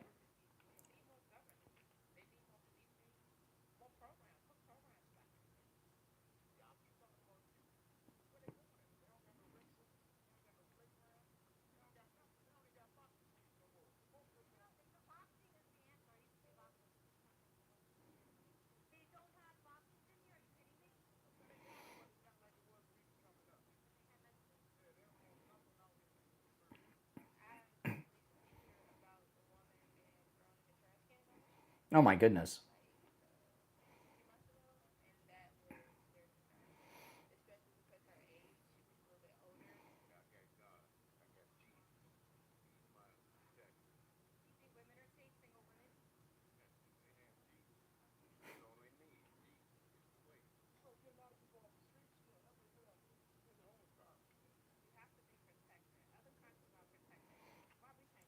That's right.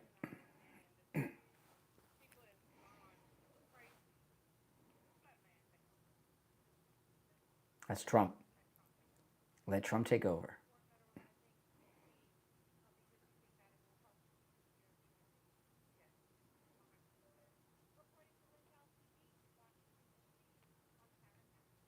Okay, I've never heard of her before. She's a boxer. I wouldn't mess with her. She'd kick my butt, I'll tell you that. All of those people she interviewed were black, and they're real residents of D.C., not these Northern Virginia people or these Maryland people or someone who takes the train into town like Biden used to do. They actually live there where the crime's happening, and they all were positive about Trump. But, you know, I saw J.D. there yesterday with Pete Hegseth and Stephen Miller at that press conference at the train station, and you heard all these white liberals booing him, booing him, booing him. They probably don't even live in D.C., but when they talk to the real residents, you find out. They love Trump, they support Trump, and they support what it is that he's doing. All right, let's go back to the phones. 1-888-465-2631. You're on the air. What's your name? Where are you calling from? Hi. Yes, you're on the air. Yes. Hey, I'm Teresa. All right, Teresa, what's on your mind? Teresa. What's on your mind, Teresa? Well, I live in the Tennessee-Georgia area, right on the line of Tennessee, right out of Chattanooga, Tennessee. Uh-huh. And I heard you talking about the Cracker Barrel. Yeah. Cracker Barrel situation. I do not like it. The interior is awful. Oh, the new one? The new one? The new interior?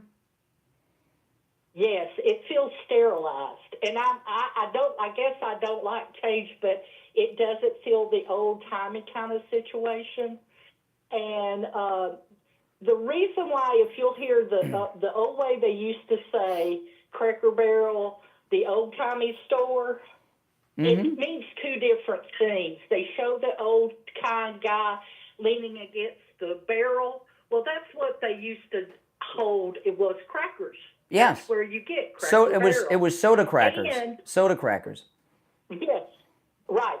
And the old-timey store is most people way back, turn of the century, or if you saw Sergeant York, that's where everybody met, was at the country store. They got all kinds of information. What do you mean if you what do you mean if you saw Sergeant York? Sergeant York is where all the country people would meet at the country store. Oh, I see. Some Okay. people didn't read. Yeah. Some people didn't read, and so they would read the paper. Well, you know, and this people is what it is, didn't okay? have information. These wokesters are trying to do away with American culture. And Cracker Barrel, there's so many of them right up I-95 through Florida everywhere. It just drives them nuts that there's so much Americana off of every highway exit in America. And they're trying to do away with it. That's what it's all about. And they got this gay activist woman that's running the company. And the way I would describe the inside, it's very sterile, no personality. It's kind of like an IHOP. There's just nothing there. It's like bare walls. Mm-hmm. And the food's great at Cracker Barrel, but all that fake garage sale junk on the walls is one of the things you love. While you're waiting for your meal, you're looking at it. It's fun. Well, and you looked at the walls and it's like, I remember seeing that in my grandma's house. Exactly. Or I'd like to have that in my house. Exactly. Well, listen, I got to run for the break, but thank you for the call. All right, take care. All right, if you're on hold, hang in there. We'll take our last break of the second hour and be right back.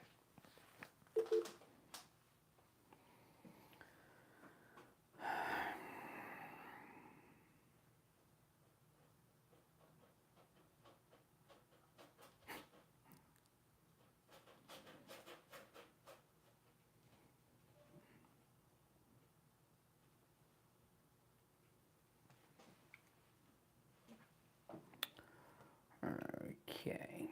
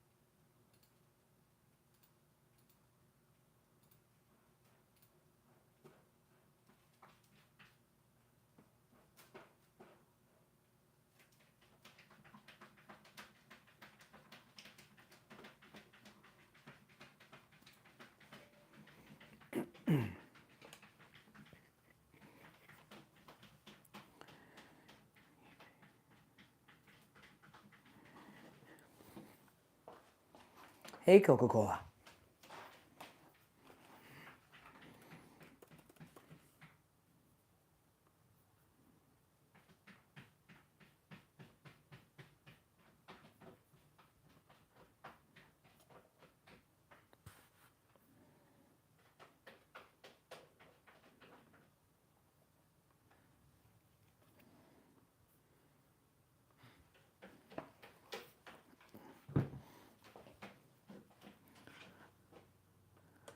If you're on hold, hang in there.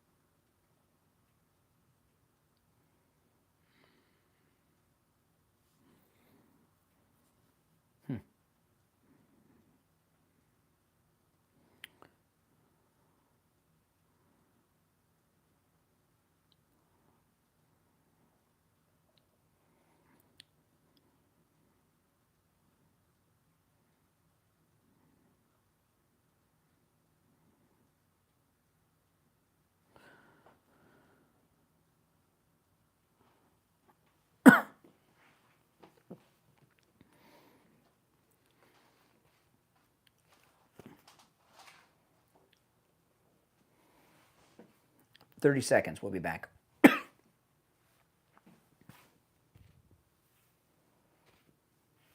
Oh, my cats love it here.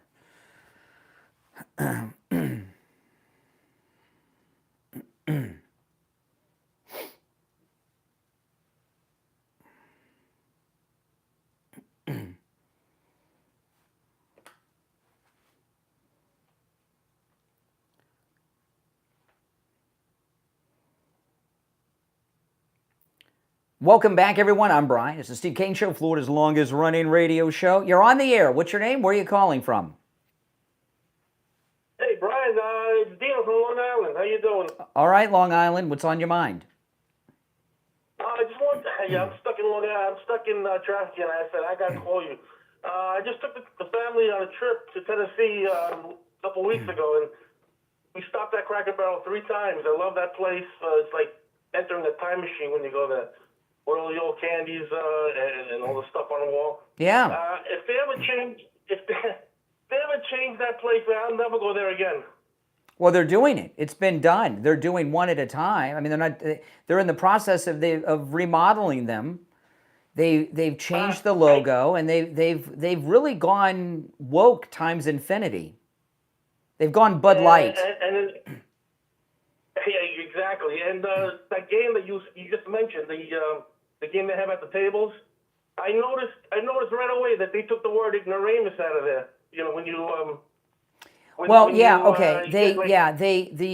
one of the things that is famous at Starbucks are those triangle things with the golf tees that you try to do the thing with the holes, and it had a kind of funny, insulting way if you couldn't do it, you're an ignoramus or something. They've changed the wording to be very woke. I mean, I see if I can pull it up so it doesn't offend people. Yeah. Right. It's like if you leave 3 or more pieces, you're better luck next time.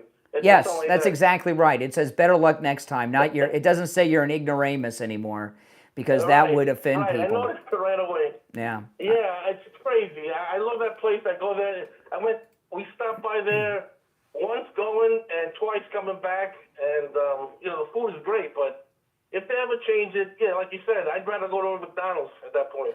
Well, see, these woke people will go to McDonald's as this story spreads, and as crazy as it sounds, it's the #1 most searched news story on the internet today is Cracker Barrel. Okay, so it's spreading like wildfire.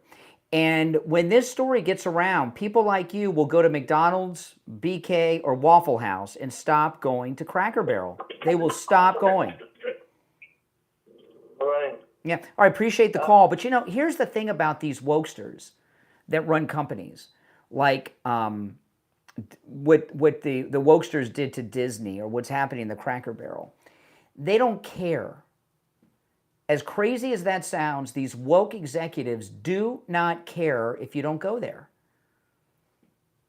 To them, this is the culture war is a cultural revolution to them, and pursuing and shoving down your throat their woke ideology is worth destroying the brand of Bud Light, or in this instance, Cracker Barrel. And this thing with Bed Bath & Beyond, Bed Bath & Beyond has there's huge, it's in all the press that they're pulling out of California. Bed Bath & Beyond went in bankruptcy a couple years back. My local Bed Bath & Beyond was one of the millions of, or I don't know millions, but many of them around the country that went out of business. And the reason Bed Bath & Beyond went into bankruptcy and closed down locations is because they went woke and they kicked out My Pillow, remember? And what they're doing now is a PR, it may be a financial move. They may, they moved out of my neighborhood and closed down the local Bed Bath & Beyond a couple years ago. But they may be moving out of California because of financial reasons too. They're going down the toilet. But their PR firm is trying to turn them into a conservative company. And I've seen a lot of people people have forgotten their betrayal of Mike Lindell and the wokeism 5 years ago at Bed Bath & Beyond. So because they're standing up to Gavin Newsom, people are like, yeah, let's go back to Bed Bath & Beyond. Bed Bath & Beyond went bankrupt because of wokeism. Bud Light's forever damaged. What's going to happen to Cracker Barrel? Well, time will tell. You're on the air. What's your name? Where are you calling from? Hi, good morning, Brian. Chris on Pompano Beach. Hey, Chris. I'm glad you mentioned that last part, that those that get in charge of find themselves with a job, they are ruining these various institutions and traditions. Do not care. They don't have any skin in the game, as Steve would say, and they're so agenda driven. They're looking past it. But I just recently talked to some young family members about the penny candy store and all the tradition and classic candies that we used to enjoy. And, that's right. You used to see it in places like Party City, which also are closing some of their doors, and maybe the Dollar Tree, and you mentioned Twizzlers the other day, but listen, this is a part of our life, and to see things sensibly, or senselessly, you may say, to the waste because of some other little agenda.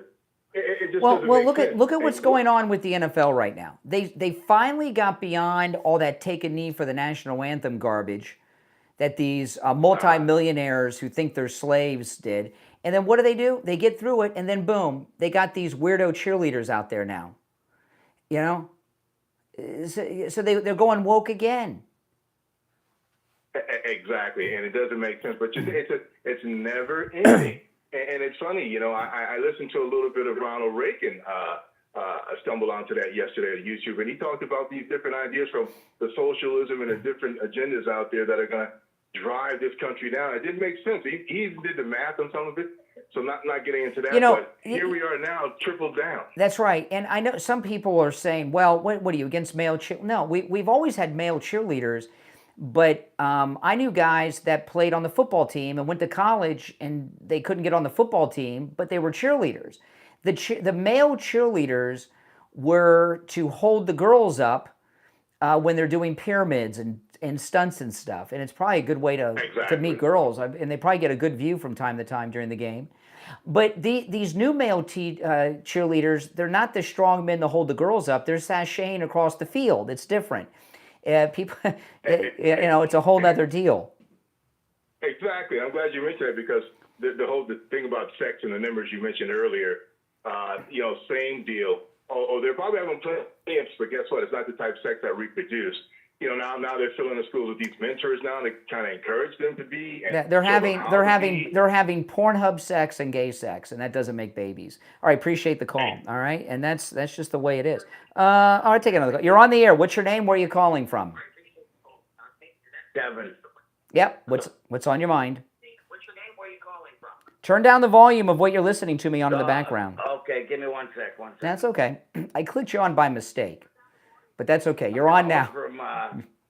I'm calling from Ontario, Canada. Oh, hey, welcome. Sure. Now here we go. I don't even know where to start. Like the provocateur, is that what you're doing with that hat? I'm wearing a hat that says Trump 2028. Provocateur. No, right? No. These you want to wipe your ass with the Constitution. Excuse me. Lay off the no profanity, please. Okay. And I got to put you on hold because we have to hit the dump button on that. I mean, my goodness, I'm not going to let And by the way, we don't want some guy from another country telling us who our president should be and how to stand up for our Constitution. Okay, so, this Trump 2028 hat, you can buy these in the White House. They're in the White House gift shop. Yeah, I get that. But it's trolling. No, it's not. We support President Trump having a third term. It's trolling? No. Well, if you support him having a third term, you don't support the Constitution. Well, I'm not going to. As a Canadian, you don't even understand our Constitution. I watch your politics because it cracks me up. Your politics is theater to me. Your politics, your system is so broken. It is. Well, I don't expect anything different from from a Canadian. You guys didn't even stand up with the American colonies during the Revolution. But here's the thing. This is what I know about Canada. Canada is a welfare state living off the United States. Oh my God. We're paying for your whole healthcare system. So you do buy it, eh? We're paying for your whole healthcare system. You should be laughing. Yeah, I mean, we had a bunch of dopes that used to run this country. Yeah, you're paying for our welfare system. No, we're paying for your universal healthcare system, your national healthcare system. Americans are paying for that. How do you figure? Because we get you pay through the nose. First off, Canada doesn't pay their NATO dues, and they also aren't paying you're not paying your fair share for the North American Defense Alliance that you have with the United States. And you've been ripping us off with the import taxes for decades. So, oh my God. Yeah. Look at the lumber. Look at the milk. We don't want your Canadian lumber. We don't want your Canadian lumber. Look at Monsanto. Your country is nothing without us. So myopic, it's blowing my mind. 80% of Canadians live within 150 miles of the American border. You're nothing without us. Yeah, we live on the border. Yeah, this is true. Because you need us. We don't need you. We don't need you. Yeah, you do. We're supporting your whole country. We'll be members of BRICS before we're back. We're supporting your whole country. Trump has got the entire planet looking to shy away from the world's greatest economy. Really? All the European leaders, all the great Western leaders came to the White House to greet the president the other day. Your Canadian Prime Minister wasn't there because your country's not a player. Thanks for your call. We'll take our break for the top. Man, no Canadian Prime Minister. They're not players here. The leaders of the real important countries came to kiss the president's ring. If you're on hold, stand by. It's the Steve Kane Show. 2 hours down, 1 to go. We'll be right back.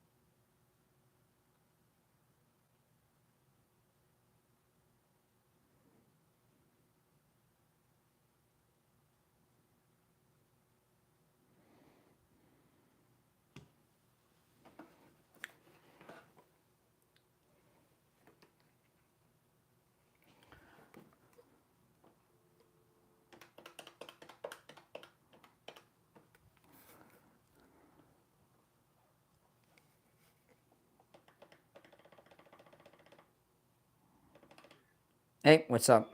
What's up? What's going on? Yeah, you there? Can you hear me? Okay, I'm going to put you on hold. Just give me a minute. I'll be right back with you in a minute. Hold on.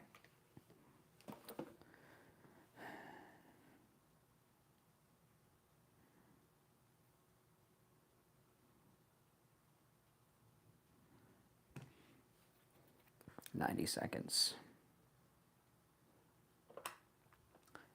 All right, we have 90 seconds, Steve. Okay. Oh, man.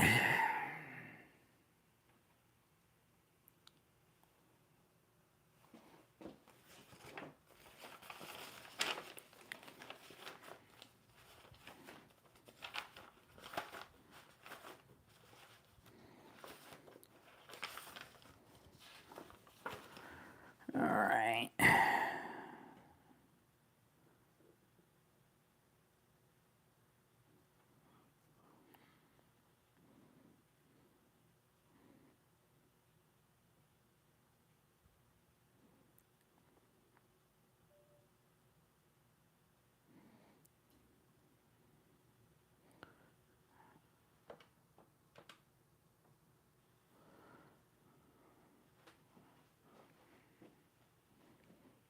Hold on, I'm going to put you on hold for a second. Okay. Oh, the phones are ringing off the hook. Yeah, just go to the phones, I guess. Okay.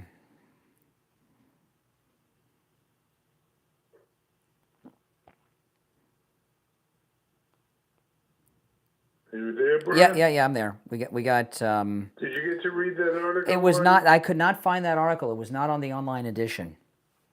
It was not. Really? It was not on the online edition. Yeah.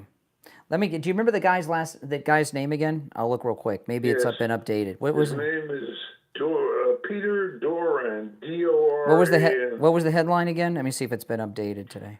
Make Vlad deal. Only real pain will get Putin to the table.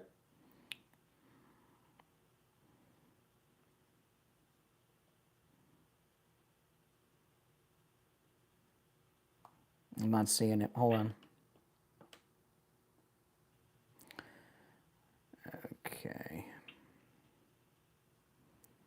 Okay, we got 10 seconds.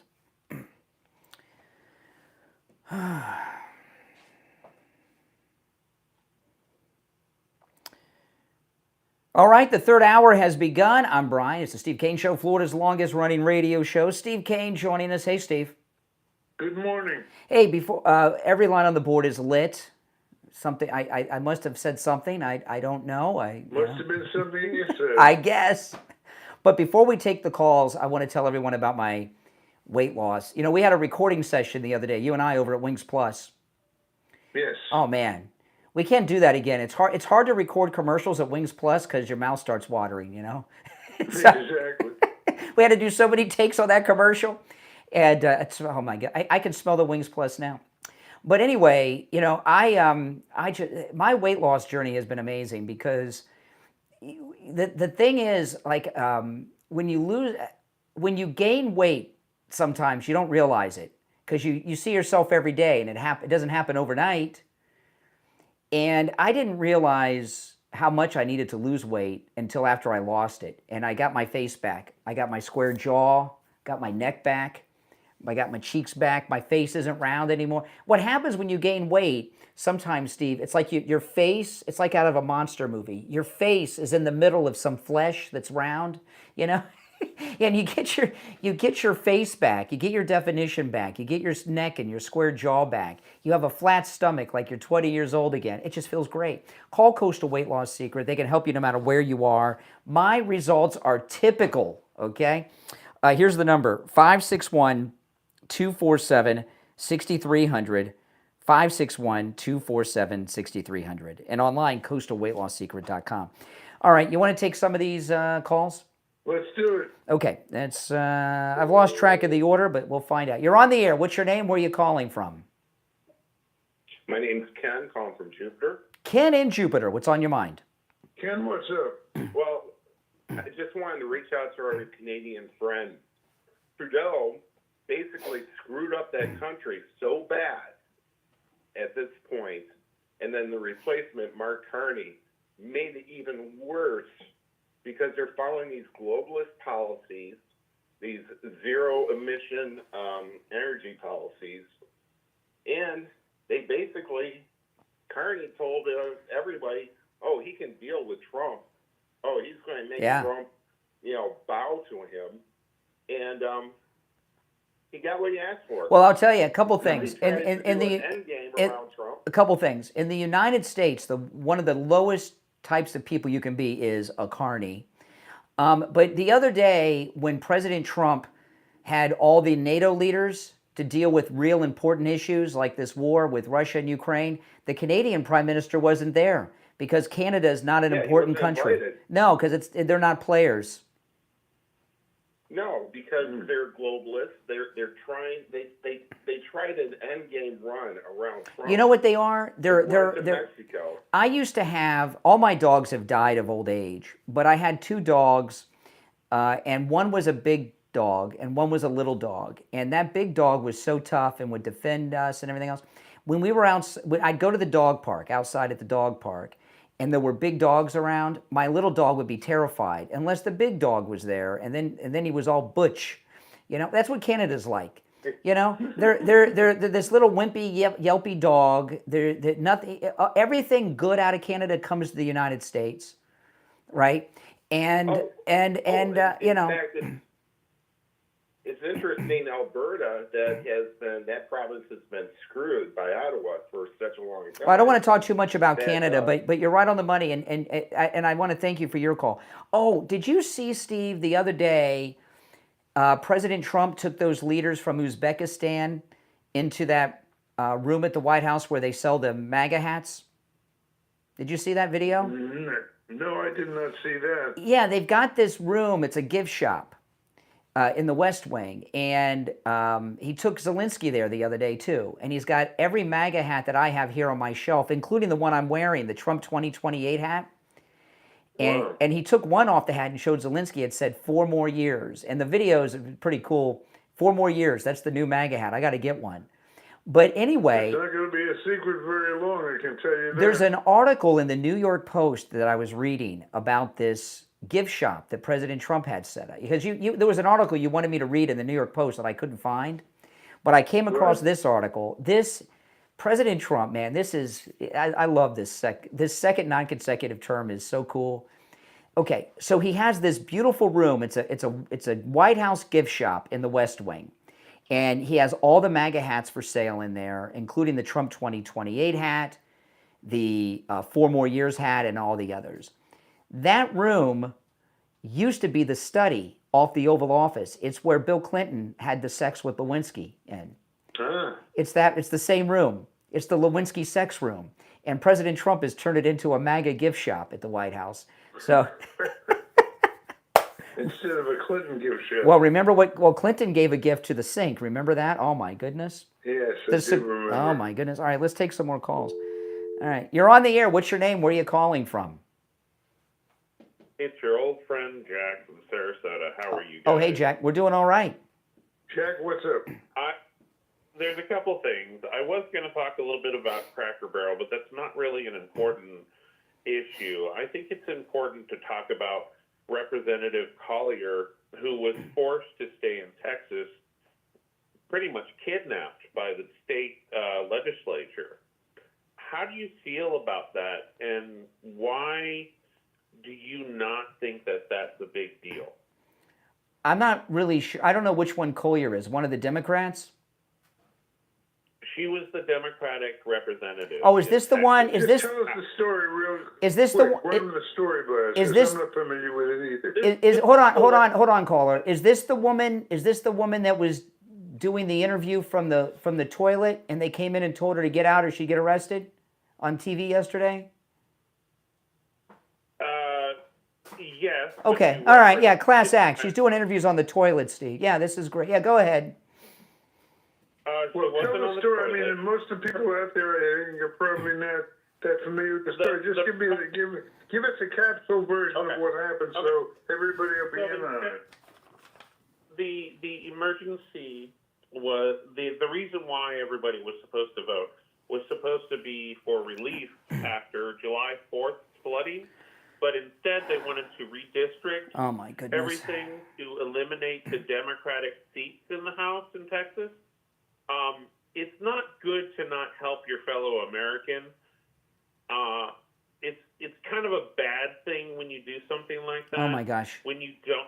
Oh my leave goodness. The people Okay, who have been harmed from let me update you a little bit, Sarasota. Okay, they're not. It's not, the redistricting is not being done to eliminate any seats. Texas still has the same representation in the House of Representatives that they've had, and the Republicans in Texas aren't gerrymandering districts. What they're doing is correcting the Democrat gerrymandering. That's not my point, Brian. My point is they prioritize redistricting. Oh, that truth of the story. That's okay. I just don't understand what you're talking about. I'm hearing, yeah. Redistricting over helping their own people after a disaster. Don't you think it's wrong to do something political over helping your own people? I have no idea who's not being helped and what was the disaster? What was the disaster? Do you remember how many people died? Do you remember how many people died in that flood? They still can't find this little 8-year-old girl. Why do you think it's more important to redistrict? Oh, this is interesting. Okay, so this is interesting. Oh, okay, hold on a second. This is interesting because I didn't realize how high the stakes were. You mean to tell me that the Texas legislature has some bill that if they passed it would create some device that would bring the dead flood victims back to life? No, I never said that. Well, you're talking about people that died during this flood and this vote that's going on now. I don't understand. I don't understand what you're talking about. Well, then let me explain it. I'm talking about helping the people in Texas who lost their homes. Texas doesn't need your help. Texas is tough. Texas is tough. They fought the War of Texan Independence against the Mexicans. They don't need you and your wokesters to help them. They're prioritizing redistricting over helping their own people, Brian, and it's wrong. And that's why the Republican Party will no longer exist. Because people like you don't have any heart. I know. You don't care about your. Yes. You don't care about your own You have people. too much heart. Is this the new talking point? Too much heart and not enough brain. Exactly. Are you kidding me? Until there was backlash, Donald Trump wanted to get rid of FEMA. That's FEMA right. is there to help the people in Really? case of an emergency. But Really? Donald Trump wants You to know, get rid of it. you and I, listen here. You listen, because it's corrupt. FEMA's a racist. Remember that FEMA is a racist organization. If you were, excuse me, enough. I'm going to respond. FEMA. Why does the president want to end FEMA? FEMA is a racist organization. If you remember, when North Carolina got hit last year with the hurricanes, the FEMA head on the scene told the workers not to, if they saw a Trump, bumper sticker or sign, don't help those people. Don't help MAGA people. You support that, sir? You want to get Do rid you of support something that? like that. Listen, I support That's exactly helping the what American happened. people. Everyone in the audience knows it. So why are you pretending to be dumb? I support helping the American people who are in need and not getting rid of programs. Unless they have Trump signs in their yard. Exactly. It's a political issue, Jeff. All right, I appreciate the call. Oh my goodness. He's babbling. Yeah, well, he sounds like he's had a head injury. It's just babbling idiot. Because there's all this winning. Now, I want to tell everyone about the free doorbell camera offer from Sloan. This is, Steve, you got to get one of these doorbell cameras because it's obviously part of the security of the home and it's part of the security at the radio station too. But what I use it most often for is you never, ever, ever have to get up to see who's at the door ever again. Because every time there's movement in front of your house, you get a notification on your cell phone and you can see who's there. And it's awesome. If you're in bed, if you're on the toilet, if you're in the backyard, or you're in the living room, you don't want to get up. You just can see who's there and you can answer it or not. And it's a big convenience. And you can get a doorbell camera that connects to your cell phone for free with the installation of your Sloman Shield. Sloman's is also going to give you a free customized home security system and professional installation when you use their low-cost central station monitoring. You get a motion detector, 10 contacts, a lifetime warranty, a backup battery, and a free doorbell camera with the installation of your Sloman Shield. Give them a call right now, 833-283-5050. 833-283-5050. 833-283-5050. We'll be right back. I'm going to put you on hold for a minute, Steve. Hold on.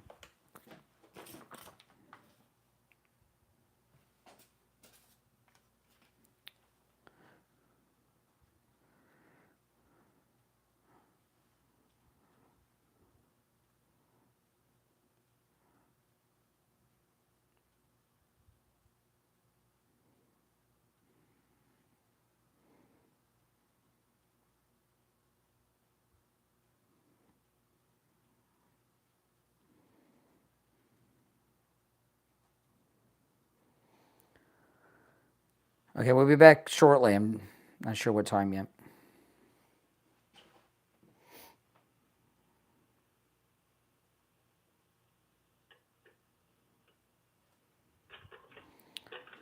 Okay, we got 2 minutes. We'll be back.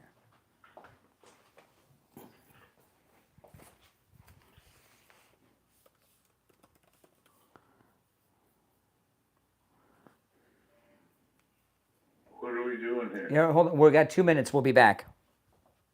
Is it a live spot? I mean, No. recorded? Yeah, yeah.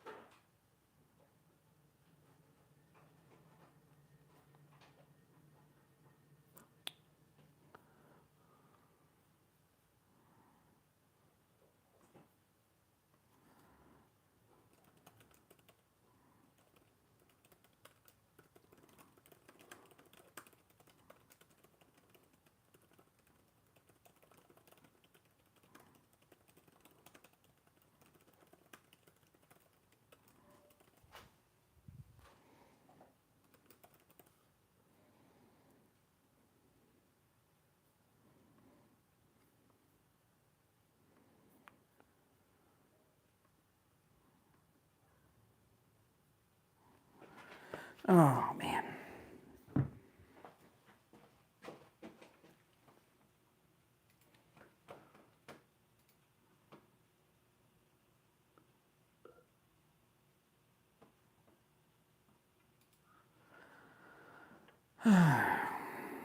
One minute.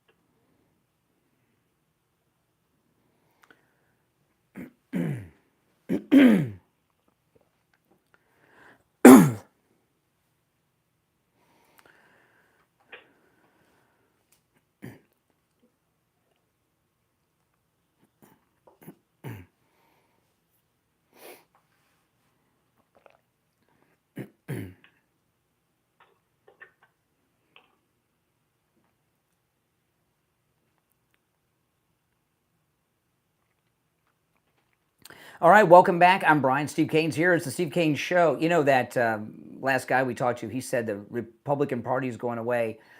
I wasn't even going to bring this up, but since he said that stupid thing, did you see this new study, Steve? Listen to this. Democrats are losing the registration rates. Oh, it's unbelievable. Yeah, and yesterday was a key day. They had all these great articles that came out showing the Democrats are literally almost non-existent as a political force in the country. In only 30 states track party affiliation.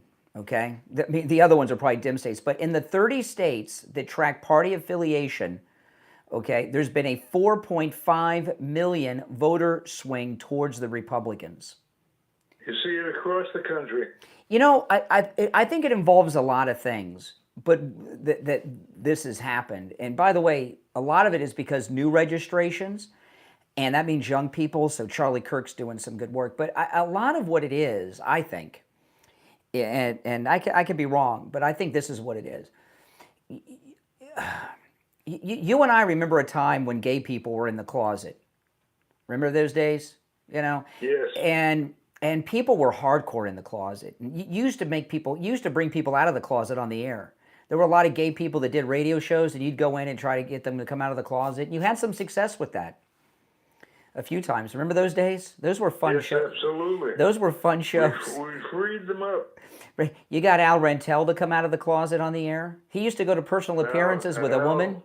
Al, don't tell. Al, Rand, don't tell. yeah, exactly. Don't ask, don't Rand tell. And then he got Norm Kent to come out of the closet on the air. We gave him a little assist. But, you know, gays used to live in the closet, and I don't think people realize this, but what got gays out of the closet, this will not make sense to most people when you first hear what I'm about to say, but if you listen to what I say after and you think about it this afternoon, you'll say, yeah, he's right. AIDS led to gays coming out of the closet. AIDS, you heard me right. And what happened was before the AIDS epidemic, which was a really scary time because there was no treatment for it, and the only thing you knew about AIDS is you got it, you were dead, right? Remember that? Yeah. And a lot of people, this will sound, and I'll tell you what I mean by that, but if it were not for AIDS, I may never have hooked up with you, Steve. Because I became... Okay, I'll bite. It's true. I started working with you. I was your board op. I started as your board op, right? Right. And what happened is I was the overnight board op. And the morning, you were on in the mornings at the radio station. And the board op, remember Mike James? Oh, yes. Mike James, he's no longer with us. He died of AIDS. And he and I were the same age. And he had AIDS. And when he got diagnosed with AIDS, he just wasn't reliable to come to work. He stopped coming to work because back in those days, there really weren't any treatments. It was a death sentence, and he was partying like it was 1999 every day. And because he stopped showing up for work, I was the overnight board op, so I had to stay over, and then it morphed into this. Which, so if it were not for AIDS, you and I wouldn't be, I would not be where I was today. In the business. That's right. If it weren't for AIDS, Steve, who knows where I'd be today. But what happened with the AIDS, and I'll tell how this relates to the Republicans and MAGA, and I'm going somewhere. But the AIDS epidemic is what brought gays out of the closet. And what I mean by that is, prior to AIDS, gays it was seen as a perversion, right, Steve? Before what happened with AIDS, it turned gays into a victim class to the mainstream public. And I'm not saying that's right or wrong, but that's what happened. And gays came out of the closet after the AIDS epidemic because of the sympathy people had for the AIDS suffering community. Because back in those days, if you had AIDS, your days you were going to die. Now people can live forever with it. There's so many treatments, right? And you had that thing where you brought the guy with full blown AIDS to the radio station in the 80s. Right. And the program. Who was that program director? They didn't want him on the air because they didn't want them breathing into the microphone. Yes. Was it Jerry Wichner? That was the radio host, but who was the senior executive? Someone, at that time? I can't remember. Somebody. Dennis Collins. It was before I knew you when that happened. Dennis Collins, I think, was the station manager. And was he the one that wanted the station fumigated because they were afraid? I'm serious. I'm not kidding. People was terrified to be around gay people with AIDS. It was scary. Yeah. It was a bit, but it turned being gay into a victim class, and that's that. And I think I think people that have been around long enough would agree with that. Well, what's happened with the voter? It was a scary time. It was. Yeah. It's not pleasant for anybody. No. It was bad. And so anyway, how does that relate? That's all coming back to me. And they didn't want to put the guest on my show, and I made a stink about it. I called the press, Yes. And they had pickets outside the station. Yes. Yeah, I mean, And I pressured the station manager into not canceling the gay guest. and I know that sounds very homophobic today, and maybe it was then, but that's how scary AIDS was. People thought you could get AIDS by breathing air that they were breathing. It was a very scary time. It really was. People forget. It was terrifying, you know. And remember the people that had AIDS, they had that smell from their breath. It was really, I mean, you don't see that anymore because there's so many treatments. But that's how gays came out of the closet. Well, what's happened with Republicans is this, that with this voter registration, conservatives have come out of the closet like gays did in the 80s. And what happened, because liberals are so nasty into cancel culture and are overrepresented in media of all kinds, this country's always had a majority conservative population, but people have been in the closet like gays used to be in the closet. And with President Trump's reelection, them shooting him in Butler had a lot to do with this. But between the lawfare, the assassination attempt, shooting him, and then his reelection, conservatives have come out of the closet, and they don't hide it like they used to. So it's not that all of a sudden the country's been red-pilled. These were people that were living in hiding as conservatives. People have woken up. That's right, and they're out of the closet now. And this is a great thing that's going on, and we're doing so well. I looked at the clock. I can't believe it. Those of you on hold, stand by. I'm going to put you and everyone on hold, Steve. We're going to take our bottom of the hour break and be back.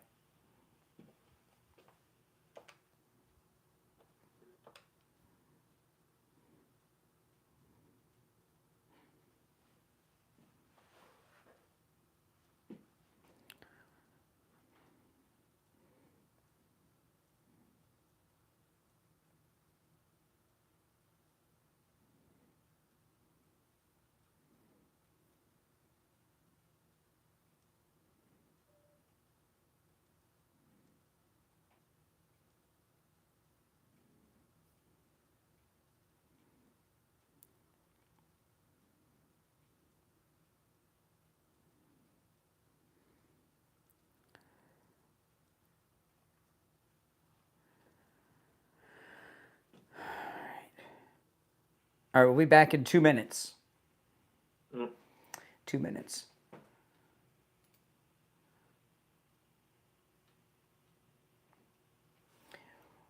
Oh, I want to tell everyone about chat. Now, listen, guys. Yeah, 2 minutes, we'll be back exactly. No matter what state you're in, if you're a Medicare recipient, call the number on your screen. It's also in the description of the video. I'm going to give it to you in just a moment. But call Chapter. No matter what state you're in, they can help you with your Medicare. And when you call that number, no matter what state you're in, you're going to get a live agent on the phone. They'll answer all your questions. It will cost you nothing. Did you know millions of seniors are not getting all the Medicare benefits that they're entitled to? You may be one of those. And the average Chapter client saves over $1,100 a year on their Medicare. Pretty good, huh? There's over 24,000 Medicare plans, and because they're a national company, they have access to all of them. So give them a call. It's absolutely free. It never costs you anything. There's no hooks, no catches, just free help with your Medicare. Again, the number's on your screen. It's also in the description of the video. 805-754-3033. 805-754-3033.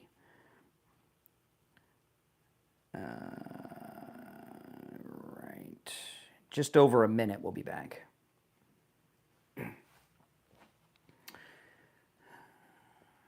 And don't say what it is, but that thing we have tomorrow, it's tomorrow at 10, Steve. Tomorrow at 10 after the show. I got you. We have a meeting tomorrow after the show. It's at 10 a.m.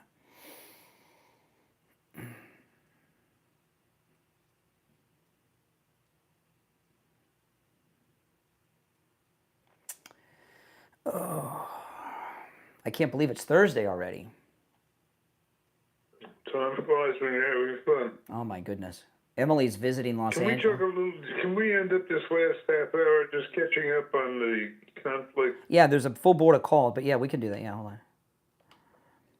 We don't want to spend the last half hour on No. the gay thing. No. Which is what we're going to get if we take these calls. Yeah, we'll see. Yeah. Yeah, Emily's out in Los Angeles. She went out to get the rest of her stuff. Yeah. Oh my gosh. She's telling me how expensive it is. The gas. Oh my Can't wait gosh. to get her back. Oh my gosh. The gas is, she's like freaking out. She's used to Florida gas prices. All right, we're coming back.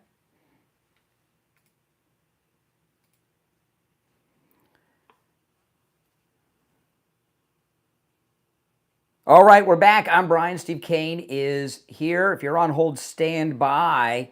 You know, you said during the break you want to catch up on what's going on with the Ukraine-Russian war. Yeah, I mean, I had this great article in the Post that we didn't have a chance to go through together. But basically what they're saying is the president who's done real well up till now, of course, we're all good Americans are rooting for, but that he's got to make a move. He has to use some of the tools at his disposal, largely the sanctions that we talked about, to bring the Russians around, because Putin is not coming around, and the time has come where, you know, the president is starting to look bad if he doesn't put his money where his mouth is. Well, you know, this bombing that Putin is doing is not helping. Well, no, but I mean, the ace in the hole that we have is the sanction. And he's not using them. Well, he's gave him 2 weeks, and we're about almost a week into tomorrow will be week 1. He gave him 2 weeks. And it's not just sanctions on him, it's sanctions on countries that do business with him. I understand secondary sanctions as well. That's insane. I don't know if that's ever been done before, but it's a brilliant thing. It's a brilliant thing. You know, but he's got to do it. You know what I wonder with this Putin bombing is because it's insane what he's doing. I mean, Trump's trying to end the war. They had a summit, and he keeps doing this bombing. And I wonder, is he, you know, when remember we used to work with the drug rehab people? You know? Yeah. And they would talk about that. If you're going to take someone to rehab, you don't tell them. You just grab them and take them. Because if they know what's coming, they go on this last bender and go on they call it, and there's a lot of overdoses that happen, right? If somebody is a drug addict and you say, okay, on Friday, we're going to rehab, you know, Wednesday and Thursday, they're going to do every drug they can get their hands on, and a lot of times they OD. And is that what Putin's doing? Are there some things and people that he's targeting, and he's just getting this last blast of bombing out, or is he? Well, he's just. You understand what I mean? This whole thing to me is about the Donbass region. Is that what they call it? Yeah. It's such a crucial piece of real estate on the line between the two countries. That it seems to me that's what the fight's about. Well, can you think of anything else? Yeah, well, this is what I'm wondering about the bombing. And I'm not, you know, he should stop the bombing. I mean, you know, it's not helping. But remember when Saddam pulled out of Kuwait and he destroyed everything on the way back, lit all the oil wells on fire, and did all that, the fires at Kuwait. Is that what Putin's doing? Is he getting? Is he just blowing stuff up because he wants to inflict all this damage before he agrees to end the fighting? I think he's doing what our president is just talking about doing. He's making Zelensky feel pain. Yeah. Yeah. And in the process, humiliating our president. Well, I don't know about that part, but Zelensky, when he was at the White House the other day, he was not the same Zelensky I've seen before. He was different. And it was the first time that I believed him when he said he wanted the war to end and he was willing to make a deal with Putin. Zelensky's doing fine with his part. Yes, I agree. But the words aren't just doing it on our side. Well, do you think Putin plans on not ending the war, or is he open to it? I see no inclination to put an end to it. Yeah. It just seems to expand it. Yeah, it seems that way.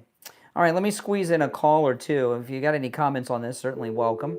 You're on the air. What's your name? Where are you calling from?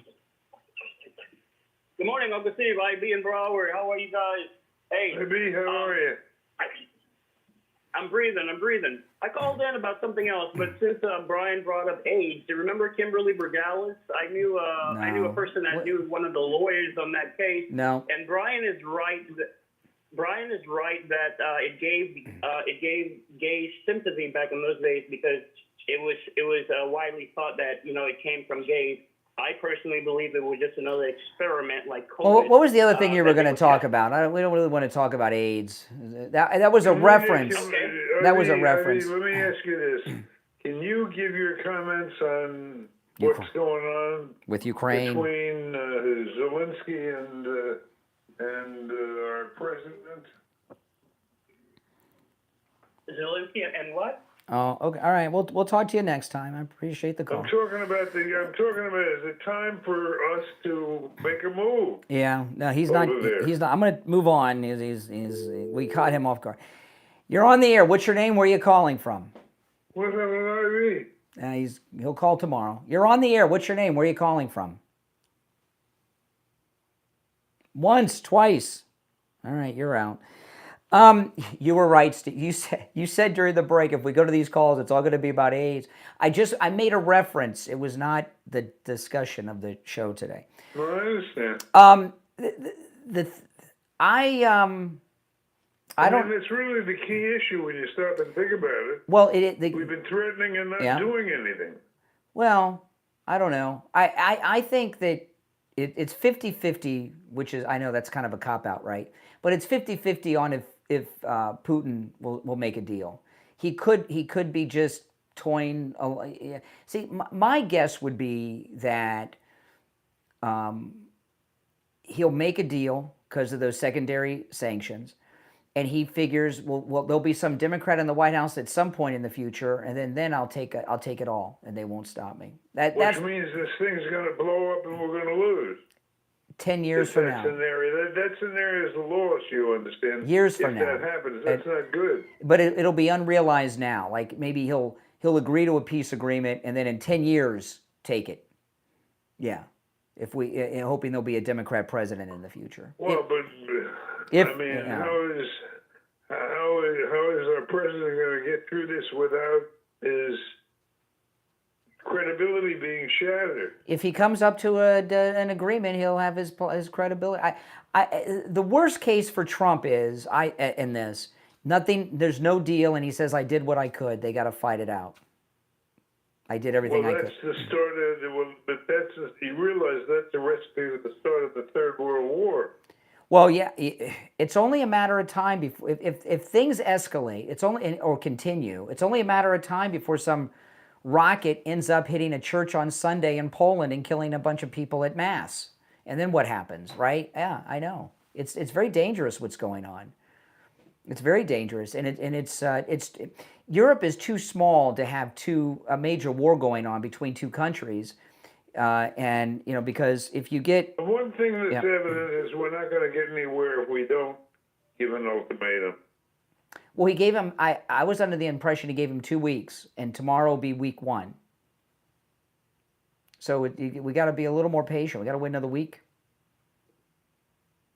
It's an awful lot of time to kill people. I know. All right, let's see if we can get some non-AIDS calls. You're on the air. What's your name? Where are you calling from? Hey, Brian, this is Jerry from Phoenix, Arizona. Hey, Jerry. Hey, how are you doing this morning? All right. What's up, Jerry? All right, well, hey, so the thing is, the Trump 2028 hat, I love it, of course. And I know the liberals, they get pissed off at it. But how much more pissed off will they get when Trump actually becomes the head leader of NATO? Like, do you think that's possible? Apoplectic. This is the thing about Steve and I were talking about this the other day. Roosevelt got 4 terms because the country was going through terrible things. The war, the Depression, and we just can't change the lead. This country is going through a heck of a lot. This redistricting in Texas is about, they're going to do it in other states, South Carolina, Florida, all over the country. And we're in the, Victor Davis Hanson. Do you know who Victor Davis Hanson is, Steve? I sure do. He is one of my personal favorites. I keep trying to get you to listen to him. Victor Davis Hanson, I always listen to him. Not Mark Levin, Victor Davis Hanson. Victor Davis Hanson is probably the most brilliant conservative mind in America today. And he was saying, he was the other day he was talking. He said President Trump is leading a counter revolution, and it's the greatest counter revolution in America since FDR's first election. And you know, when FDR was elected, it was a counter revolution in that people didn't trust business anymore because the Depression happened. And we're in a counter revolution to fight the socialists, the communists, and the wokesters. And 3.5 years is just not enough to get the country straight. He needs another 4 years to firm it up. I got you. Well, I need a fresh perspective like Kamala. Yeah. You say like Kamala, please no. But I also wanted to say, Florida, you guys are lucky to have Byron Donalds. I think that like with this whole DC thing that's happening within the black community and stuff, he would be the perfect person to actually step up and bring the black community, not out in the streets to rally, but actually bring us into the golden age. You know, I just think he would actually be the perfect person. But you guys are lucky out there in Florida, man. Yeah, we are. Florida's the best state. Yeah, best state. Yeah, I definitely would have to move back out there. But hey, y'all stay blessed, nothing less, and drop the stress, okay? Okay, all right, take care. I like that guy. He had a lot of catchphrases. Our number is 1-888-465-2631. 1-888-465-2631. You know, I want to remind people about Coastal Weight Loss Secret. You know, with Coastal Weight Loss Secret, no matter where you're located, they can help you in the United States. And even if you're local and you can't make it into their office and you're in South Florida, with telemedicine, they can help you with your weight loss as well. And I did not realize this until I was talking to Dr. Zuckerman over there at Coastal Weight Loss Secret. Not only do people take pills and everything, you know, there's people that get shots to lose weight. What? And these things are incredibly expensive. You know, Coastal Weight Loss Secret, there's no shots, no pills. You don't have to starve yourself.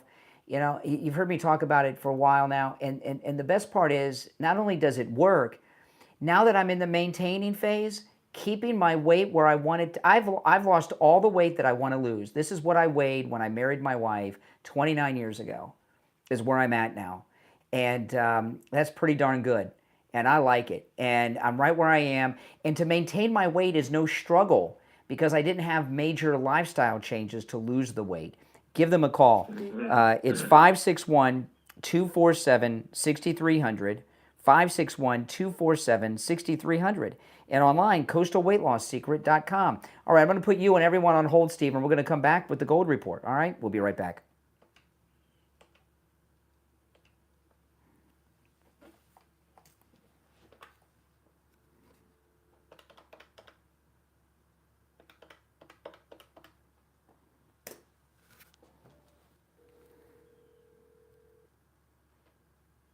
Hey there, stand by.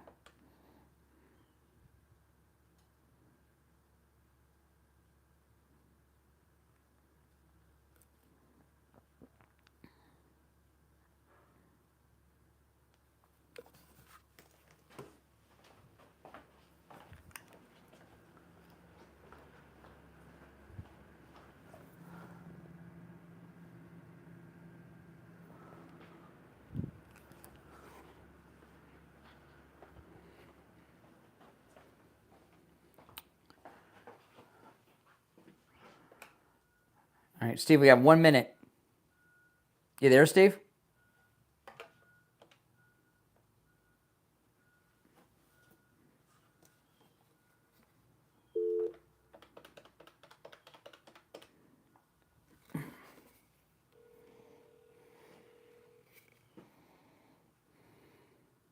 Hey, hold on. All right, Steve, you there? Okay, I'm going to conference in William. Yes. I'm going to conference in William. Hold on. All right, William, we have 30 seconds. Okay.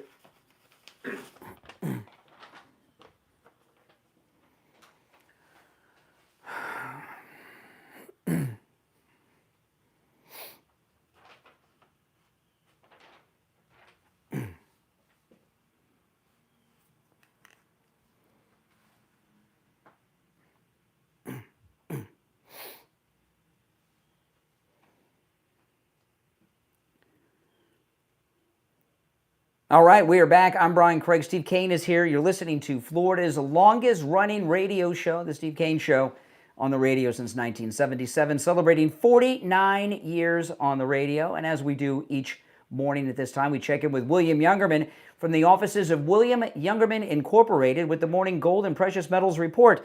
How the metals looking on this Thursday, William Youngerman?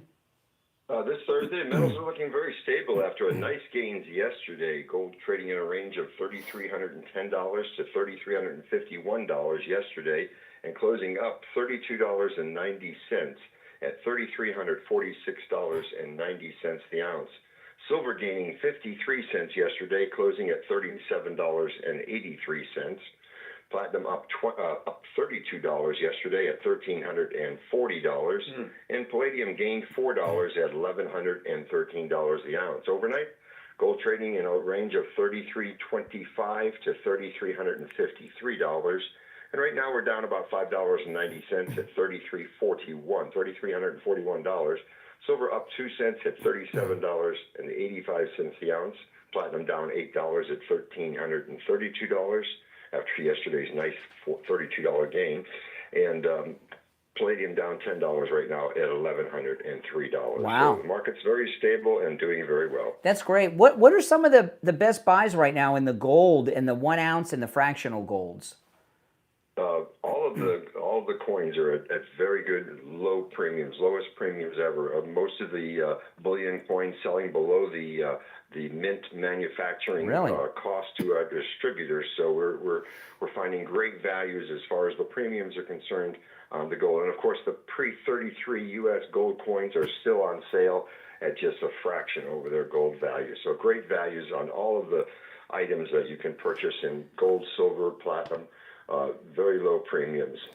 And that's really amazing with the pre-33, because they don't make those coins anymore ever. And no, they don't. And people that are into pre-33 gold, you appreciate that a lot.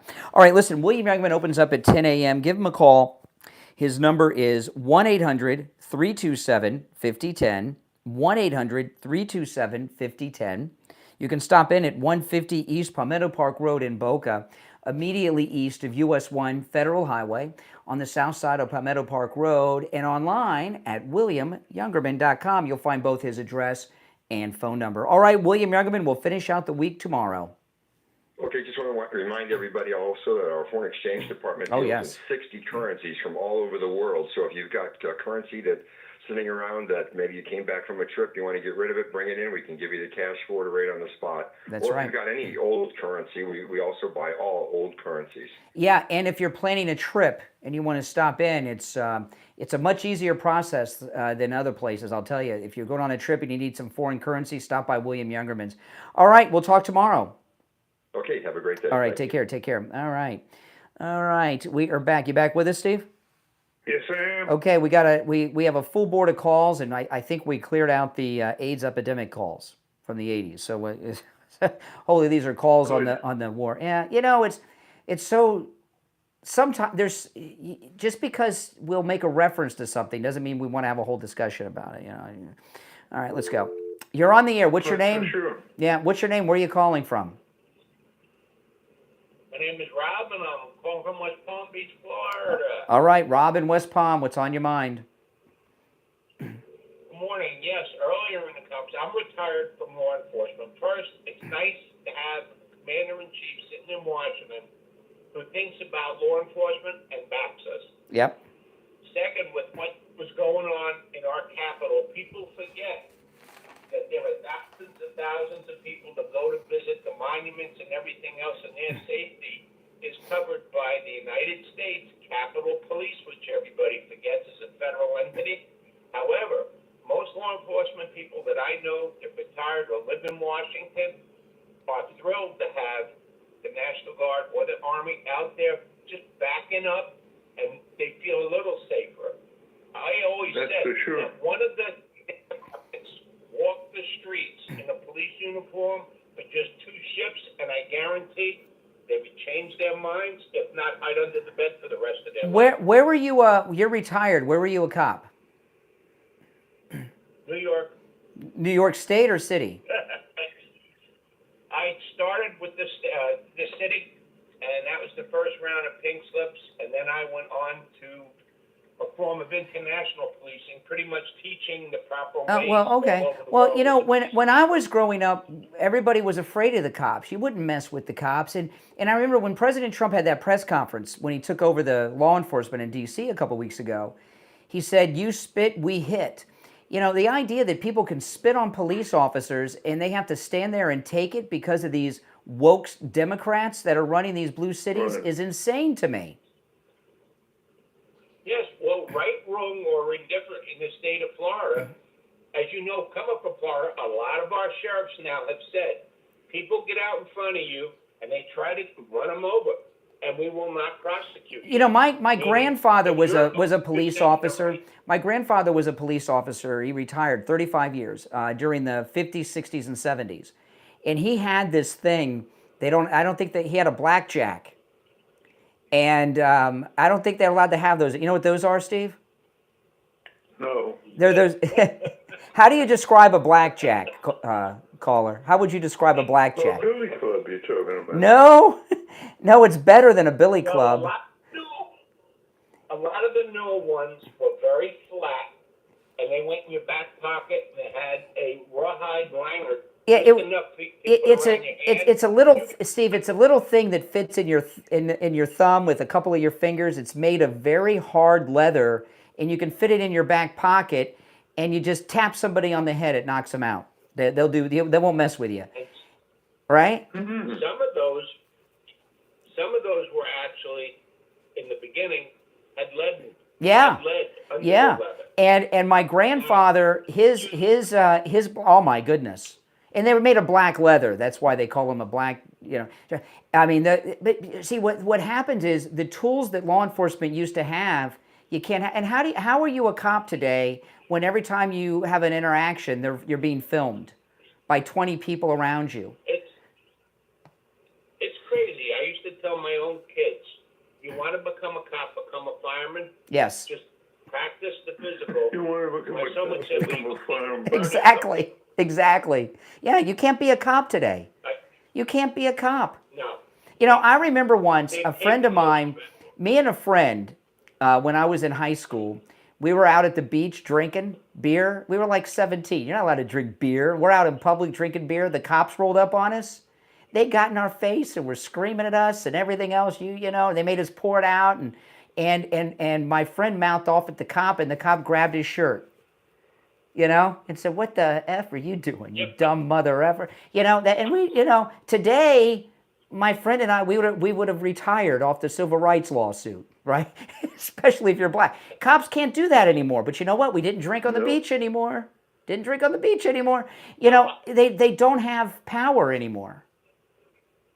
No, I'm 73, and back in the day, if I would have said something, my father had the Bronze and the Silver Star from World War II. He was at Pearl when they bombed it at 19 years old. He wanted to become a cop and do the war wounds he couldn't. Worked for the post office his whole life. Oh, that's good. Gave us a good family living. I grew up in Brooklyn on the streets. But if I would have stepped across the line, yeah. I didn't either. Sir, I think it's changing. I think it's changing. Now with our present president, the cops are getting support from the federal government. Yeah. But they're standing behind the feds. That's right.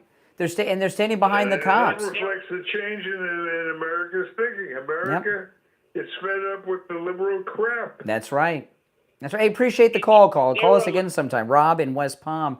But you know, standing, you know, in a lot of these woke cities, the cops themselves are liberals because they're in woke cities and they grow up liberal. So just because someone's a cop doesn't mean they're conservative.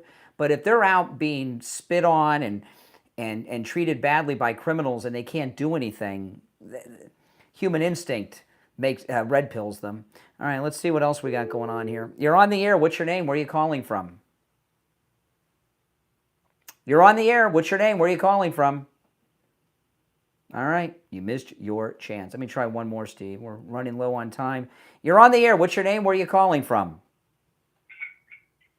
Brian, you didn't let me get to understand Steve's question because I didn't understand the last part of what he said. Oh my gosh, IB. Okay. Oh my gosh, really, and IB? number two, I called in to talk about DC, not about AIDS, but you didn't let me get to that point. You assumed, okay? And I never broke the rules in 16 years. I'm calling in about DC, okay? Okay. Am I still there? Yeah. Now, the point is this. It's just so typical that they still bust these people into black neighborhoods to protest something that the black people did not say they didn't want. They want the peace.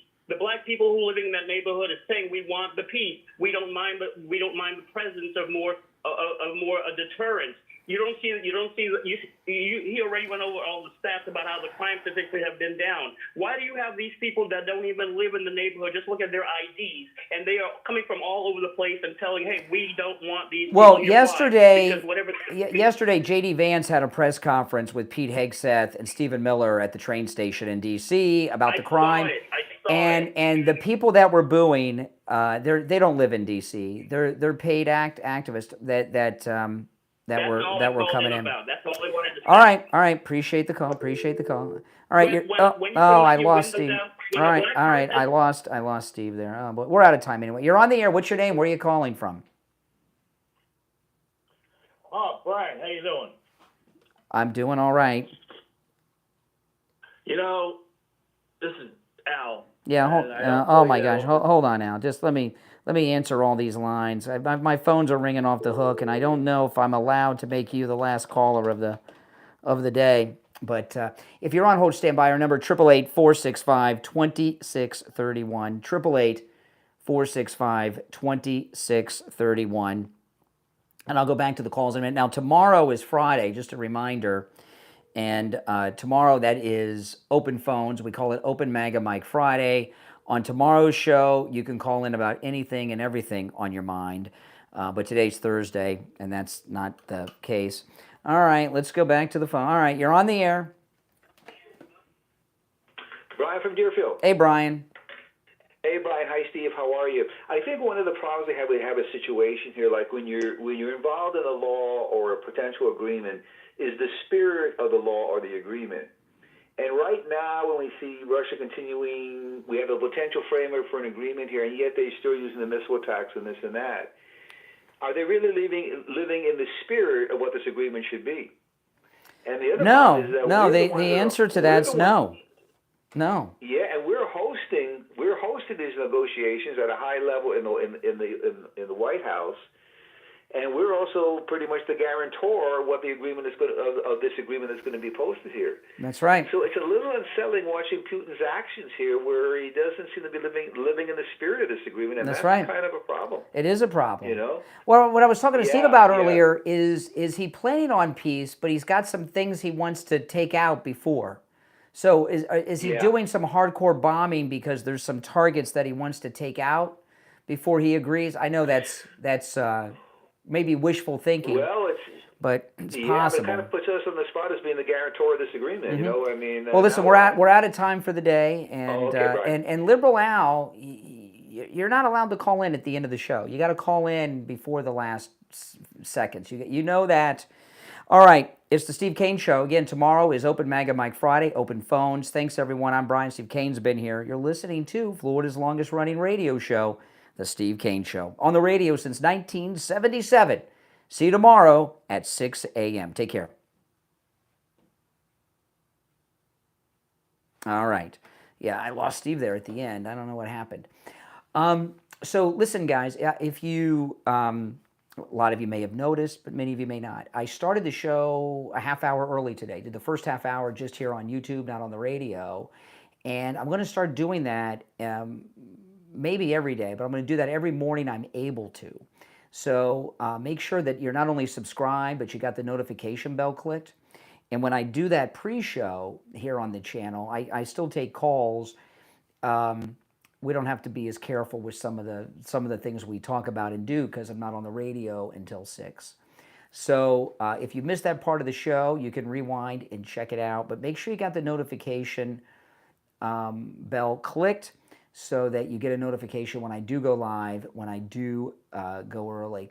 All right, guys, thanks for watching. My name's Brian. This is where